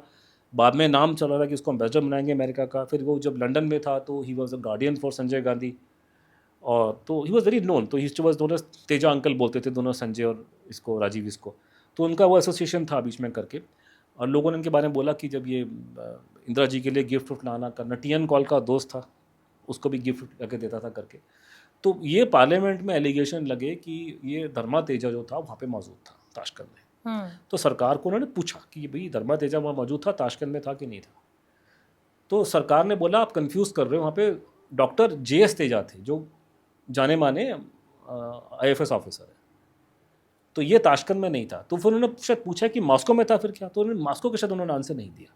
लेकिन somehow one way the other उन्होंने धर्मा तेजा नाम का एक जो आदमी जो स्कैंडलस हो चुका था उसका नाम इसमें घसीटा गया था. ठीक है. और धर्मा तेजा का लिंक TN कॉल और इन सब से था डायरेक्टली इनडायरेक्टली. तो ये बात भूली गई. अब मेरे लिए प्रॉब्लम ये है कि all sudden ton Indira ji देश की प्रधानमंत्री है, बहुत बड़े कोई भी हो, मैं तो छोटे की बात नहीं करूँगा, मुझे भी जाने के बाद ऊपर वाले को शक्ल दिखानी है, मैं किसी पे ऐसे एलिगेशन क्यों लगाऊँ. ये सफिशिएंट एविडेंस नहीं है कि पहली बात तो आपके पास में धर्मा तेजा के खिलाफ में कोई प्रूफ नहीं है, आप सिर्फ ये एलिगेशन लगा रहे हो कि इसका कुछ इसमें रोल है. रोल क्या आपने डिफाइन नहीं किया, कोई हमें कुछ मिल नहीं रहा उसके बारे में, ठीक है. और मेरा कोई जानने वाला कोई गलत काम करेगा उसका मतलब ये नहीं कि मैं उसमें इन्वॉल्वमेंट हूँ. तो ये पूरी कहानी में कोई एविडेंस अभी मुझे तो नज़र नहीं आ रहा, ठीक है. लोगों ने एलिगेशन लगाया कि Russian wanted Indira ji to become prime minister. Again उसका एविडेंस नज़र नहीं आ रहा मुझे फिलहाल कोई, क्योंकि अगर मैं अमेरिकन रिकॉर्ड्स को रिलाई कर रहा हूँ तो वही अमेरिकन रिकॉर्ड्स मुझे कह रहे हैं कि शी बिकेम PM एक्सीडेंटली. तो अभी तक उसका तो मुझे सिर्फ यही प्रॉब्लम आ रही है, जो मेरी जो कंक्लूजन जिस पर निकला, because it is not as clear as the Neta ji case, but the death is not natural. जहद की स्टोरी ठीक लग रही है. KGB angle is out in the to the respect कि वो मारने में उनका हाथ नहीं है, बाकी कुछ हो सकता है लेकिन मारने में उनका हाथ नहीं है. तीसरा, CIA story is basically nonsense. Internal problem हुई है क्योंकि गवर्नमेंट ने छुपाया है चीज़ को, गवर्नमेंट ने इसको झूठ बोला पार्लियामेंट में. तो इंदिरा जी इज़ का उसमें आप कवर अप में आप उनको एक्यूज़ कर सकते हैं. उसके अलावा जो ये सारे एलिगेशंस हैं, और ये मैं उनको एविडेंस नाम की चीज़ नहीं है, मैं भी उनको रिपीट नहीं करूँगा बिकॉज वो तो पाप वाली बात है, पाप चढ़ेगा. मैंने भी जाके शक्ल दिखानी है. पर अब क्या ज़रूरत पड़ी है कि अब भी ये बातें छुपाए रखी हैं? अभी इशू कहाँ बना है, अभी किसी को इंटरेस्ट है चीज़ में। देखिए आजकल के ज़माने में आप समझिए कि सारी बात इशू बेस्ड है। इशू नहीं, वोट बैंक बेस्ड होता है आजकल। किसी भी चीज़ को छानने के पीछे कि वोट कितना मिलेगा, कोई डायरेक्ट फ़ायदा होना चाहिए चीज़ को, इसको क्या फ़ायदा होगा इन चीज़ों को। ये जो मुद्दे आप और मैं बैठ के ये पॉडकास्ट के लिए एक पढ़ी लिखी जनता जो उनके एंटरटेनमेंट के लिए होता है, उनको जानने की इच्छा होती है, और इसमें से कितने वोट जाके देना है ये मैटर नहीं करता। वो बेचारे जो मिनिस्टर पॉलिटिक्स में बैठे हैं, सुबह शाम धूप में आके अपना काम कर रहे हैं, उनको वो लोग चाहिए जिनसे वोट मिल सकते हैं उनको। ये वोट का मुद्दा नहीं है, तो इस पर कुछ नहीं होना। वो गवर्नमेंट को कोई इसमें इंटरेस्ट नहीं है, वो उस मुद्दे पे टाइम लगेंगे जहाँ से उनको वोट मिलेगा कि ये योजना चलाओ, वो योजना चलाओ, पैसा दो, या ऐसे आदमी की बात की जाए जिसके नाम से सारा पूरी कम्युनिटी इकट्ठी हो जाए, पूरी कम्युनिटी आ जाए, कोई कास्ट कम्युनिटी वोट देना शुरू कर दे। तो शास्त्री जी का इवन नेताजी का वैसा तो है नहीं कि अगर पेरियार का हो तो पूरा तमिलनाडु मेरे को फेवर करने आ जाएगा। उनकी बात करूंगा तो शास्त्री जी में कौन आएगा सपोर्ट करने, सुभाष चंद्र बोस में कौन सपोर्ट करेगा, बंगालियों को सुभाष बोस में तो इंटरेस्ट है नहीं। तो इसका कोई सिर्फ एक सर्टन परसेंटेज ऑफ पॉपुलेशन जो पढ़ी लिखी है, जो जानना चाहती है, ये उनकी पर्सनल क्यूरियोसिटी सेटिस्फाई करने के लिए हम जैसे लोग रिसर्च करके उनको डाटा फीड कर देते हैं। इसका कोई इलेक्शन से मतलब नहीं है। और जो धीरे-धीरे 2 अक्टूबर को शास्त्री जी के लिए भी सेलिब्रेट करते हैं, वो थोड़ा एक अवेयरनेस क्रिएट है। वो उसके लिए आप विवेक अग्निहोत्री का भी आप वह कि वो, और थोड़ा बात मेरा है कि हम लोगों ने अवेयरनेस क्रिएट कर दी तो उनका नाम हो रहा है जी, और थोड़े लोग बात कर रहे हैं। नहीं तो अदरवाइज गवर्नमेंट के लिए ये मुद्दा कभी नहीं था। मुझे याद है कि कुछ समय पहले जब ये बवाल मचा था 2009 में, तो एक टीवी का पत्रकार मेरा बाइट लेने के लिए आया, टीवी चैनल का। तो मेरा बाइट लिया, उसको फिर मैंने पूछा तो किसी और के पास गया, कहता हाँ मैं गया था कांग्रेस वाले के पास में, तो उसने मुझे बोला कि ये बीजेपी वाले गड़े मुद्दे उखाड़ रहे हैं हमें बदनाम करने के लिए। उसने मुझे ऑफ द रिकॉर्ड ही बोला। फिर मैं बीजेपी वाले के पास में गया तो बीजेपी वाला कहता है ये डेड केस है, हमें इसमें कोई इंटरेस्ट नहीं है। बीजेपी वालों का नहीं है इसमें कोई इंटरेस्ट। तो ये लेकिन बेमतलब एक हवा की काम कोई करता है, वो उनको लगता है कि ये करा रहे हैं। तो ये कि गवर्नमेंट में तो जिसका डायरेक्ट फ़ायदा इलेक्शन में वोटिंग में होगा वो उसको उठाएंगे। इसका कोई डायरेक्ट फ़ायदा इलेक्शन वोटिंग का उनके हिसाब से नहीं है, उसमें उल्टा इसमें प्रॉब्लम उनके लिए होंगी। तो इसलिए इसमें कोई मूवमेंट नहीं हो पा रहा, और इसके पीछे कोई मुहिम भी नहीं है। जो सुभाष चंद्र बोस वाले केस में जो मुहिम चली थी, क्योंकि नेताजी का कद तो बहुत बड़ा था ना, नेताजी तो खैर उसमें टॉप मोस्ट आइकन्स में आते हैं देश के, शास्त्री जी प्रधानमंत्री हैं, सब है, लेकिन सुभाष बोस के पीछे बहुत बड़ा फोर्स लगा था। उनका केस भी अलग था कि वो जीवित थे। तो इस पर कभी कोई मुहिम भी नहीं चला करके।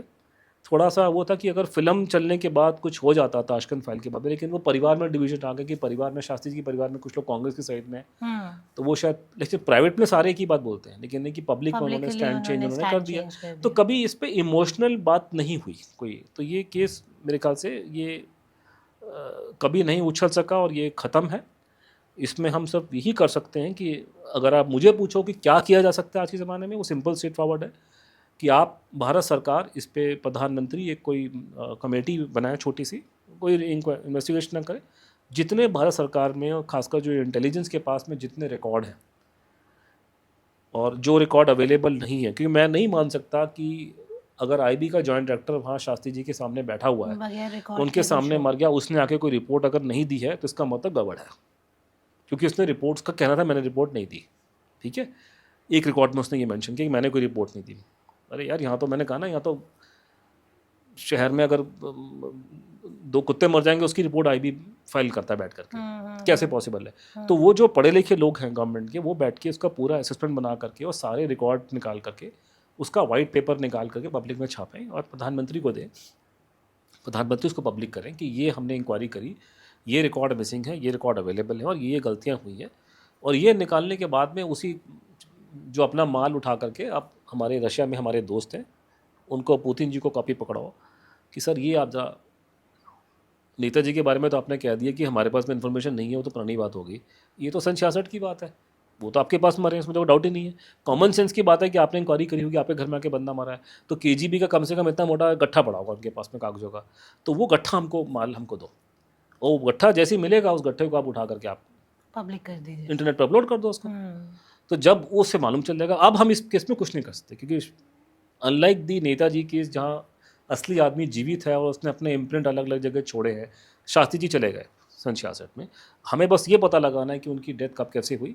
उसकी इंक्वायरी उसी टाइम पे लोकल लेवल पे रशियन केजीबी ने उन्होंने करी होगी, उनके रिकॉर्ड होंगे, और उस टाइम पे भारत सरकार के लोगों ने भी कुछ ना कुछ इस पर इंक्वायरी की होगी। और अगर नहीं की, वो भी अपने आप में एविडेंस है कि गड़बड़ है। अगर मैं कह रहा हूँ कि मैंने इंक्वायरी नहीं की, इसका मतलब आप जो आपका दिल में चोर है, क्योंकि हो ही नहीं सकता कि आपने इंक्वायरी ना की हो।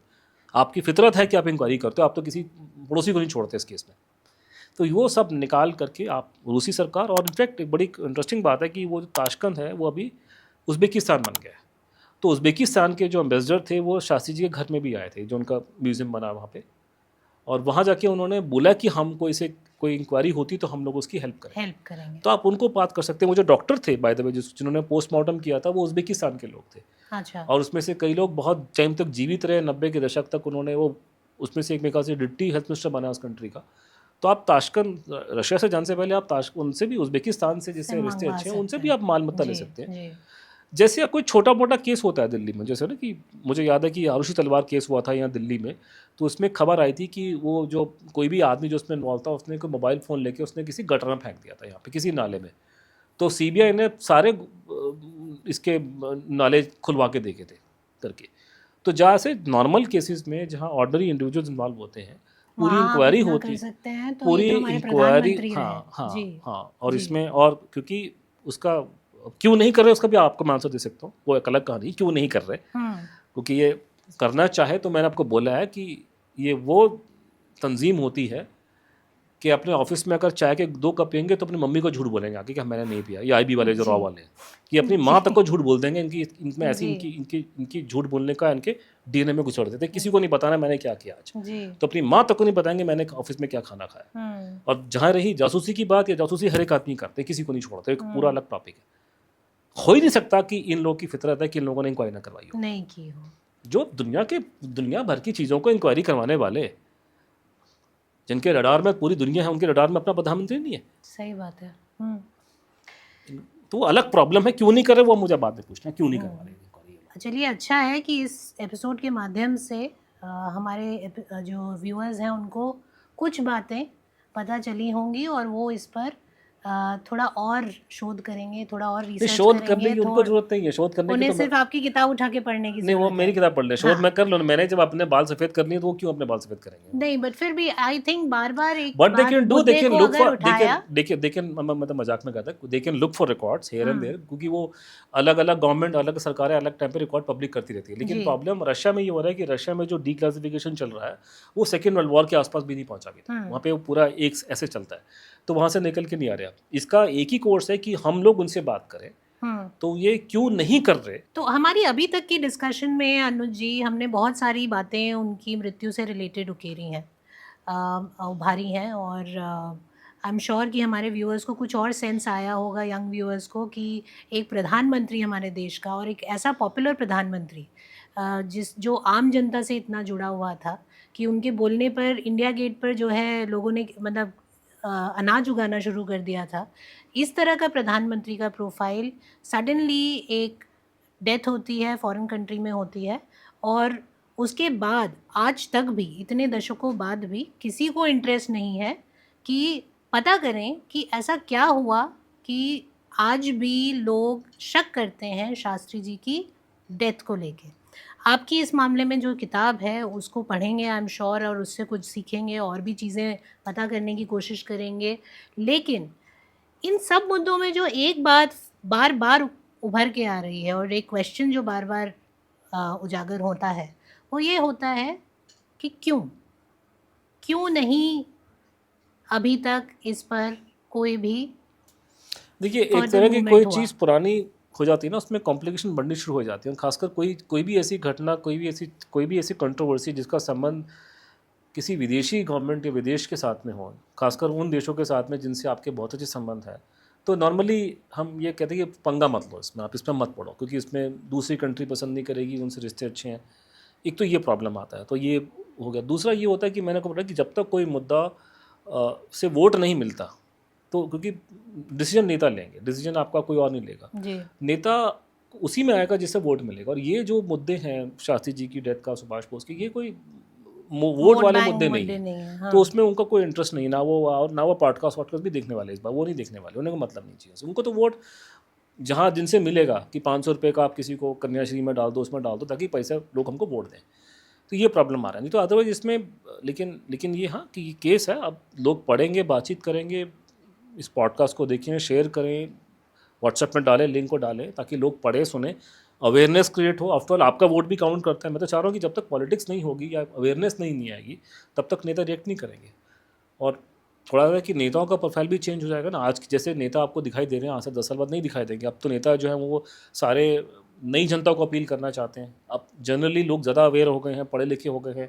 मोबाइल फ़ोन इंटरनेट की वजह से थोड़ी साक्षरता बढ़ गई है, लोगों में समझ ज़्यादा है। पहले के टाइम में बहुत कम लोगों को थी। तो शायद हो सकता है कि समय के साथ ये बदलेगा। और दूसरा कि हो सकता है कि विदेश में कहीं, मैं ये लेके चल रहा हूँ नेताजी वाले केस में खासकर, कि विदेश में कोई डॉक्यूमेंट डिक्लासिफाई होगा, कभी वहाँ से निकल के तूल पड़ जाए, तो पॉसिबिलिटी है, ये करना चाहिए। भारत में ही है कि हमें अपना सारा इन्फॉर्मेशन निकालना चाहिए। निकाल करके हमें ये उज़्बेकिस्तान से और रशिया से बात, और उज़्बेकिस्तान से जो मिलता है वो निकालें। वो तो खुद राजी हैं, उनके एम्बेसडर ने खुद आके बात की थी यहाँ पे। लेकिन केजीबी की आप जो डॉक्यूमेंट्स हैं, जो रशियन गवर्नमेंट के डॉक्यूमेंट हैं पुराने, वो हमें उनसे ले करके और उनको ट्रांसलेट करा के एज इट इज़ उसको आप अपलोड करके यहाँ पे कमेटी बना के सब कुछ कर दो। ये करना चाहिए, लेकिन ये नहीं हो रहा क्योंकि कारण आपको मैंने पहले बोला है कि नेता वोट उसमें है नहीं, कोई इस पर डालेगा नहीं, किसी को इंटरेस्ट नहीं चीज़ों में। लेकिन इस पर एक प्रॉब्लम और आ रही है, और प्रॉब्लम वो ये है कि ये केस कहीं ना कहीं डायरेक्टली सुभाष बोस वाले केस से जुड़ा हुआ है जी। तो that is a problem. The problem ये कि अगर आज भारत सरकार को मान लीजिए कि हम कहते हैं कि जब उनसे हम कहते हैं कि नेताजी के बारे में रशिया से बात करो, तो रशिया वाले कहते हैं हमको नहीं पता, पुराने ज़माने की बात हो गई। अब ये बहाना इस पर चलेगा नहीं, सियासत वाली बात पे ये बहाना, क्योंकि यहाँ पे इंडियन वाले भी ये बोलते हैं कि नेताजी वाला बड़ा पुराना केस हो गया, इंडिपेंडेंस से पहले का हो गया। क्योंकि कॉमन आदमी को तो समझ में नहीं आता ना कि इंडिपेंडेंस से पहले और बाद में government of India same entity है, सेम ही लोग हैं, सेम ही ऑफिसर थे आईसीएस के। पहले अंग्रेजों को सलूट मारते थे, बाद में सलूट इनको मारना शुरू कर दिया उन्होंने।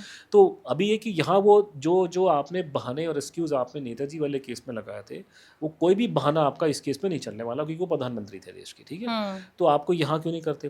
प्रॉब्लम ये है कि अगर आज हम इनसे, गवर्नमेंट से बोलते हैं कि रशिया से बात करो शास्त्री वाले केस में, उनसे फाइल लो, तो कल को फिर वही बोलेगा नेताजी की बात भी करो। तो इनकी प्रॉब्लम शास्त्री वाले केस से बहुत कम है। जो खतरनाक जो प्रॉब्लम आ रही है वो सुभाष चंद्र बोस, सुभाष चंद्र केस खोलना अगर वो केस खोलेगा तो उससे फिर उसके रिपरकशन, मल्टीपल रिपरकशन होने वाले हैं कि उसका इम्पैक्ट गांधी ब्रांड में क्या होगा, उसका इम्पैक्ट आपके ट्रांसफर ऑफ पावर में क्या होगा, आपकी देश की हिस्ट्री में क्या इम्पैक्ट होगा, उसका इम्पैक्ट यहाँ क्या, वहाँ वो प्रॉब्लम आ रही है, उसका इम्पैक्ट हम लोगों पर क्या होगा। तो ये प्रॉब्लम, तो वो उसकी वजह से, सुभाष बोस वाले केस की वजह से ये लोग इस केस पे नहीं हाथ डालना चाहते। और शास्त्री जी के परिवार का मानना है कि ये सुभाष बोस वाले से जुड़ा हुआ है, और उसमें कुछ बातें, मतलब मैं पूरी तो मैंने, मुझे नहीं पता, लेकिन कुछ ऐसी बातें जो सामने आई हैं जो बड़ी सुनने में बड़ी ख़तरनाक लगती हैं। पहली चीज़ ये, मुझे परिवार के लोगों ने बोला कि जो उनकी आखिरी बातचीत हुई थी फ़ोन पे, वो जो उन्होंने कहा कि मैं कोई खबर लेकर के आ रहा हूँ या कुछ बात भर, वो परिवार के लोगों का ये मानना है कि वो सुभाष बोस के बारे में बात कर रहे थे। उसका एक इनडायरेक्ट मुझे जो क्लू मिल रहे हैं वो कहाँ से मिल रहे हैं, जो मैं क्रेडिबल मानता हूँ कि शास्त्री जी, भारत में नेताजी की मूर्तियाँ नहीं थी, आपको पता, पहले फोटो ही पार्लियामेंट में जाके पहली और 78 में जाके लगी है, तो ये लगाने को राजी नहीं थे। तो उसमें ये था कि नेताजी की पहली अच्छी ढंग की मूर्ति, बाकी लोगों ने तो अपने पहली मूर्ति में से 48 में हरिद्वार में लगी, जो लोगों ने पैसे जैसे कि बड़ी इंफीरियर क्वालिटी की, क्योंकि लोगों ने अपने पैसे लेके लगा दी। लेकिन जो पहली ढंग की मूर्ति है वो कलकत्ता में रेड रोड, बिल्कुल उनका जो कलकत्ता का इलाका, मैदान का, जहाँ पे सारे, वहाँ पे बिल्कुल वो साउथ नई दिल्ली के इलाके इतना जैसा है, वहीं उनकी गवर्नमेंट है, वहीं सारे मेन ऑफिसेज हैं।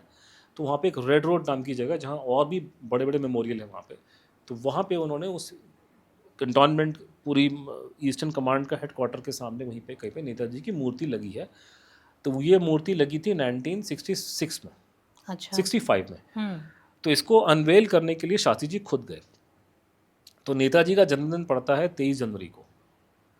तो for whatever reason Shastri ji आराम से ताशकंद जाके वापस आके मूर्ति को अनवेल कर सकते थे, लेकिन शास्त्री जी दिसंबर 65 में वहाँ गए, कुछ दिन पहले चले गए। लेकिन न कि कायदे से होता है ना कि अगर नेताजी का जन्मदिन 23 जनवरी को आता है तो उनकी मूर्ति को अनवेल 23, जैसे नेताजी की मूर्ति जो यहाँ पे लगी थी अपने दिल्ली में, जो मोदी जी ने लगाई है, तो उसको अनवेल उन्होंने किया नेताजी के जन्मदिन पे, ठीक है। और इसी तरीके से जब शास्त्री जी की इतनी अच्छी मूर्ति अगर वहाँ लग रही है तो उसको अनवेल करना चाहिए जनवरी के मौसम में। तो लेकिन वो शास्त्री जी दिसंबर में वहाँ चले गए। तो परिवार के लोगों ने, नेताजी के परिवार के लोगों ने कहा है कि उन्होंने उनके परिवार के लोगों को बोला, नेताजी के शास्त्री जी ने, कि मैं सुभाष बोस के बारे में भी पता लगा के वहाँ पे आऊँगा। अच्छा। तो एक तो इस परिवार से ये बात निकल के आ रही है। इसमें फिर कुछ और जो प्रॉब्लम आ रही है, तो फैमिली ने बोला ये तो सब हियर से है, इसमें कोई प्रूफ नहीं है, लेकिन मैंने आपको जगदीश कुडेशिया जी का नाम लिया था। जगदीश कुडेशिया जी ऑर्डिनरी आदमी नहीं है, वो नेता थे बहुत बड़े, दिल्ली प्रदेश कांग्रेस के मुखिया थे, पंडित जी को जानते थे, ऑफ कोर्स शास्त्री जी को जानते थे, बहुत क्लोज में थे, उनकी फैमिली अच्छी है, बड़े लोग हैं, बड़े घर में रहते हैं उनके सपुत्र वगैरह, तो पब्लिसिटी सीकर वगैरह वो तो कुडेशिया जी के जाने जगदीश कुडेशिया जी पूरी जिंदगी इस बात को लेकर लड़ते रहे। तो बाद में बट मैं जो आपको कोट कर रहा हूँ वो जगदीश कुडेशिया ने जो खोसला कमीशन में गवाही दी है, तो ये आदमी ऑन ओथ पे कमीशन में गवाही देके ये बात कह रहा है, तो इसको आप इग्नोर नहीं कर सकते, ये न्यूज़पेपर क्लिपिंग नहीं है। तो जगदीश कुडेशिया ने 2-3 बड़ी स्ट्राइकिंग बातें बोली। इन्होंने ये बोला कि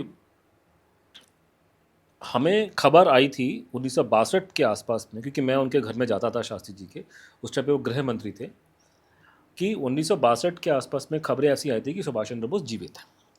ये कुडेशिया ने अपनी स्टेटमेंट बोला, एक बात ये बोली। दूसरी बात उन्होंने बोली कि अगर शास्त्री जी नहीं मरते तो ये केस को वो खोलने वाले थे। This is very problematic statement that he made. तीसरी बात उन्होंने बोली, और बड़ी इंटरेस्टिंग बात है, सोचने वाली बात है, कि जब उन्होंने कहा कि जब पंडित जी की डेथ हुई और पंडित जी का अंतिम संस्कार हुआ यहाँ पे यहीं पे दिल्ली में, तो हम लोग वापस आ रहे थे, तो मैं शास्त्री जी के साथ उनकी गाड़ी में था, तो पूरा दिल्ली, पूरा देश सड़कों में आ गया था कि पंडित जी का जाना इतना बड़ा झटका था देश के लिए, कि पंडित जी के जाने के बाद में वो, तो उसने कहा वो भी शास्त्री जी, तो ये उसने डिस्क्राइब किया अपनी डिपोजिशन में, कि सारे उन्होंने आसपास देखा कि इतने लोग, लाखों लोग सड़कों में निकल के आए करके। तो थिंक अबाउट इट कि ये नेताजी के मरने के 25 साल बाद की घटना, कि पंडित जी 64 में डेथ होती है, क्रमेशन उनका होता है, शास्त्री जी ऑलरेडी देश के प्रधानमंत्री का काम संभाल रहे हैं, वो देश का गृह मंत्री रह चुका है पहले, अभी पंडित जी की डेथ हुई, अभी क्रमेशन हुआ है, उनका माइंडसेट देखिए क्या है, और वो देखते हैं कि आसपास बहुत से हज़ारों लाखों लोग सड़कों में इकट्ठे आ गए। तो शास्त्री जी ने उनको बोला, कुडेशिया जी को, कि ऐसे ऐसे कोई बोल दे कि सुभाष चंद्र बोस आने वाले, तो ऐसे ही लोग इकट्ठे हो जाएंगे। ये कहाँ से ये माइंडसेट आ रहा है? Why will somebody even talk about it? इसका मतलब कहीं ना कहीं उनके कॉन्शियस में, कहीं ना कहीं सब कॉन्शियस में ये कहानी है, और इसको जब मैं और चीज़ से जोड़ता हूँ, it presents a very different kind of picture. तो ये है कि ये केस जो है इस तरह का है कि ये इस केस में कुछ ना कुछ बात है, मतलब कोई लिंक है, ये होना चाहिए, लेकिन सरकार को ही पता है। अगर मुझे 4 बातें मालूम, उनको 1000 बातें मालूम होगी। तो रीज़न वाई इस केस को वो नहीं हाथ लगा रहे कि अगर वो शास्त्री वाला केस खोलेंगे तो सुभाष बोस वाला केस खोलेंगे, और उनकी मेन प्रॉब्लम सुभाष बोस वाले केस है, शास्त्री वाला केस उनके लिए इतना रेलिवेंट नहीं है आज के दिन में। दैट इज़ अ प्रॉब्लम इस केस में ये आ रही कि ये केस क्यों अटक गया, और बाकी हम करते रहेंगे जो काम कर रहे हैं।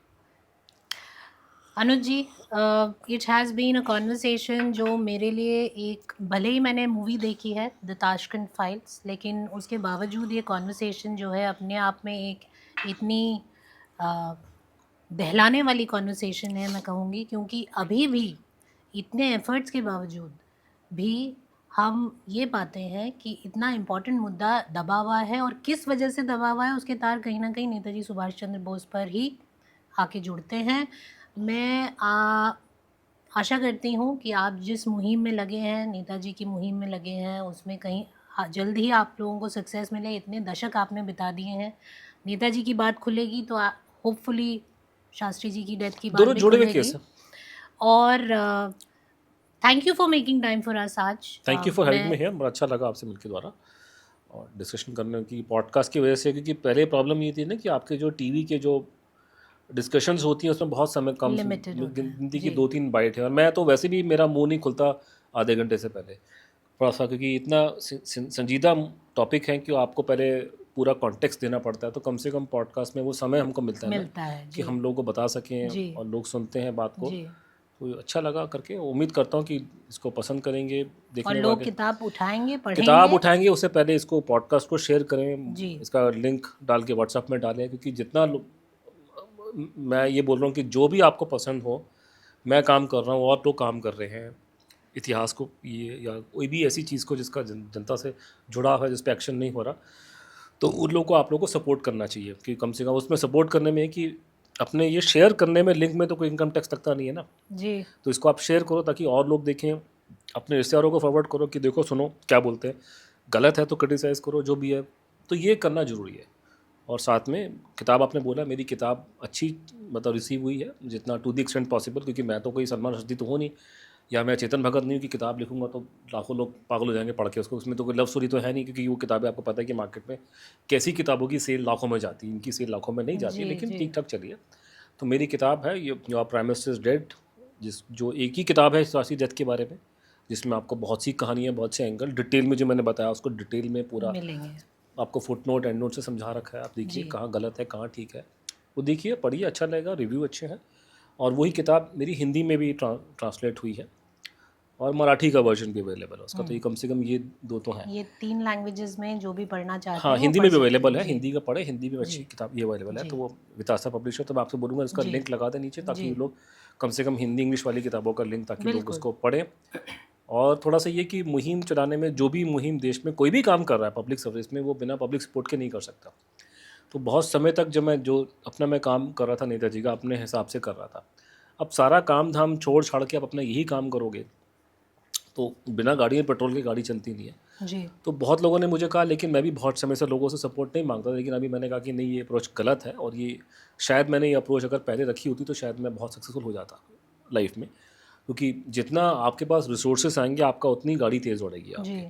तो ये कि एक मेरा UPI ID डाल दीजिए, तो उसमें कि मैं अगर डाल जो दूंगी। जो जी। अगर सपोर्ट करना चाहता है तो उसमें मेरा इरादा ये है कि लोग जो सपोर्ट करते हैं, जो भी काम मैं अच्छा काम कर रहा हूँ उसके लिए, नेताजी वाले के शास्त्री के लिए उसे प्रमोट कर रहा हूँ, खुल्लम खुल्ला पॉडकास्ट में क्यों दे पा रहा हूँ। वो लगता है कि अगर मैं कोई नौकरी करूँगा तो मुझे कोई आके पॉडकास्ट करने देगा, मेरा बॉस ही मुझसे सड़ जाएगा कि ये जी, मैं जी, ऑफिस में जी, बैठे जी। काम कर रहा हूँ, ये जाकर के गवर्नमेंट को गाली दे रहा है। जी। तो ये काम तभी होंगे जब आप नौकरी वोकरी सब छोड़ छाड़ के बैठ जाओगे, क्योंकि कोई आपको अलाउ नहीं करेगा। जी। मैं प्रेजेंटेशन देने जा रहा हूँ, लेक्चर देने जा रहा हूँ, लोग मुझे लेक्चर के लिए बोला, मैं लेक्चर देता हूँ, प्रेजेंटेशन देता हूँ, शास्त्री वाले पे देता हूँ, नेताजी वाले केस में देता ही देता हूँ। जी। यूनिवर्सिटीज़ वगैरह बहुत वेल रिसीव्ड हैं। अभी कल परसों मैंने IIT मद्रास में लेक्चर था मेरा नेताजी वाला, जी। तो ये लोग बुलाएं, करवाएं, डिस्कशन है, लोगों को आनंद आया, सुनने में अच्छा लगता है। प्रेजेंटेशन में तो वीडियो दिखा के, फोटो दिखा के बात जी। करता हूँ, अच्छा लगता जी। है। तो ये सपोर्ट मिलता है, UPI ID में सपोर्ट करें। मेरा इंटेंशन है कि अगर बहुत बड़ी तादाद 10-10 रुपये दे, मैं 10 रुपये मांगता हूँ लोगों से कि आप हर एक आदमी 10 रुपये दो, तो सफिशेंट, मुझे कोई वो नहीं करना कि मुझे कोई बहुत करोड़ रुपये नहीं मुझे रेस करने, लेकिन एक सपोर्ट मिल जाए तो अपना काम कर सकते हैं। ठीक है, बिल्कुल। कि सब कुछ छोड़ छाड़ के बैठ के यही काम करना, रिसर्च करना, और अपने आप उसको में आप काफ़ी अपने कमिटमेंट आप चाहता में है। उसको खुल के बोल जी। पाना। जी। ये नौकरी वोकरी के साथ में नहीं होता। मेरे अगर बाप दादाओं ने अगर प्रॉपर्टी बड़ी की होती तो बात दूसरी होती। जी। वो भी नहीं है कि मेरे तो खानदान को जमींदारों का तो है नहीं। तो ये है कि सपोर्ट मिले, अच्छा है। किताबें पढ़ें, पॉडकास्ट को देखें, इसको शेयर करें, और खासकर अपने लिंक व्हाट्सएप पे डाल के अपने रिश्तेदारों को दिखाएं। जी। तो आगे देखते हैं क्या होता है आगे। ठीक है, थैंक यू। बहुत बहुत धन्यवाद अनुज जी, आपके समय के लिए बहुत बहुत धन्यवाद। Every civilization has stories worth remembering. If you want to be part of reclaiming the Indic narrative, subscribe to this podcast right now and share it with those who value our heritage.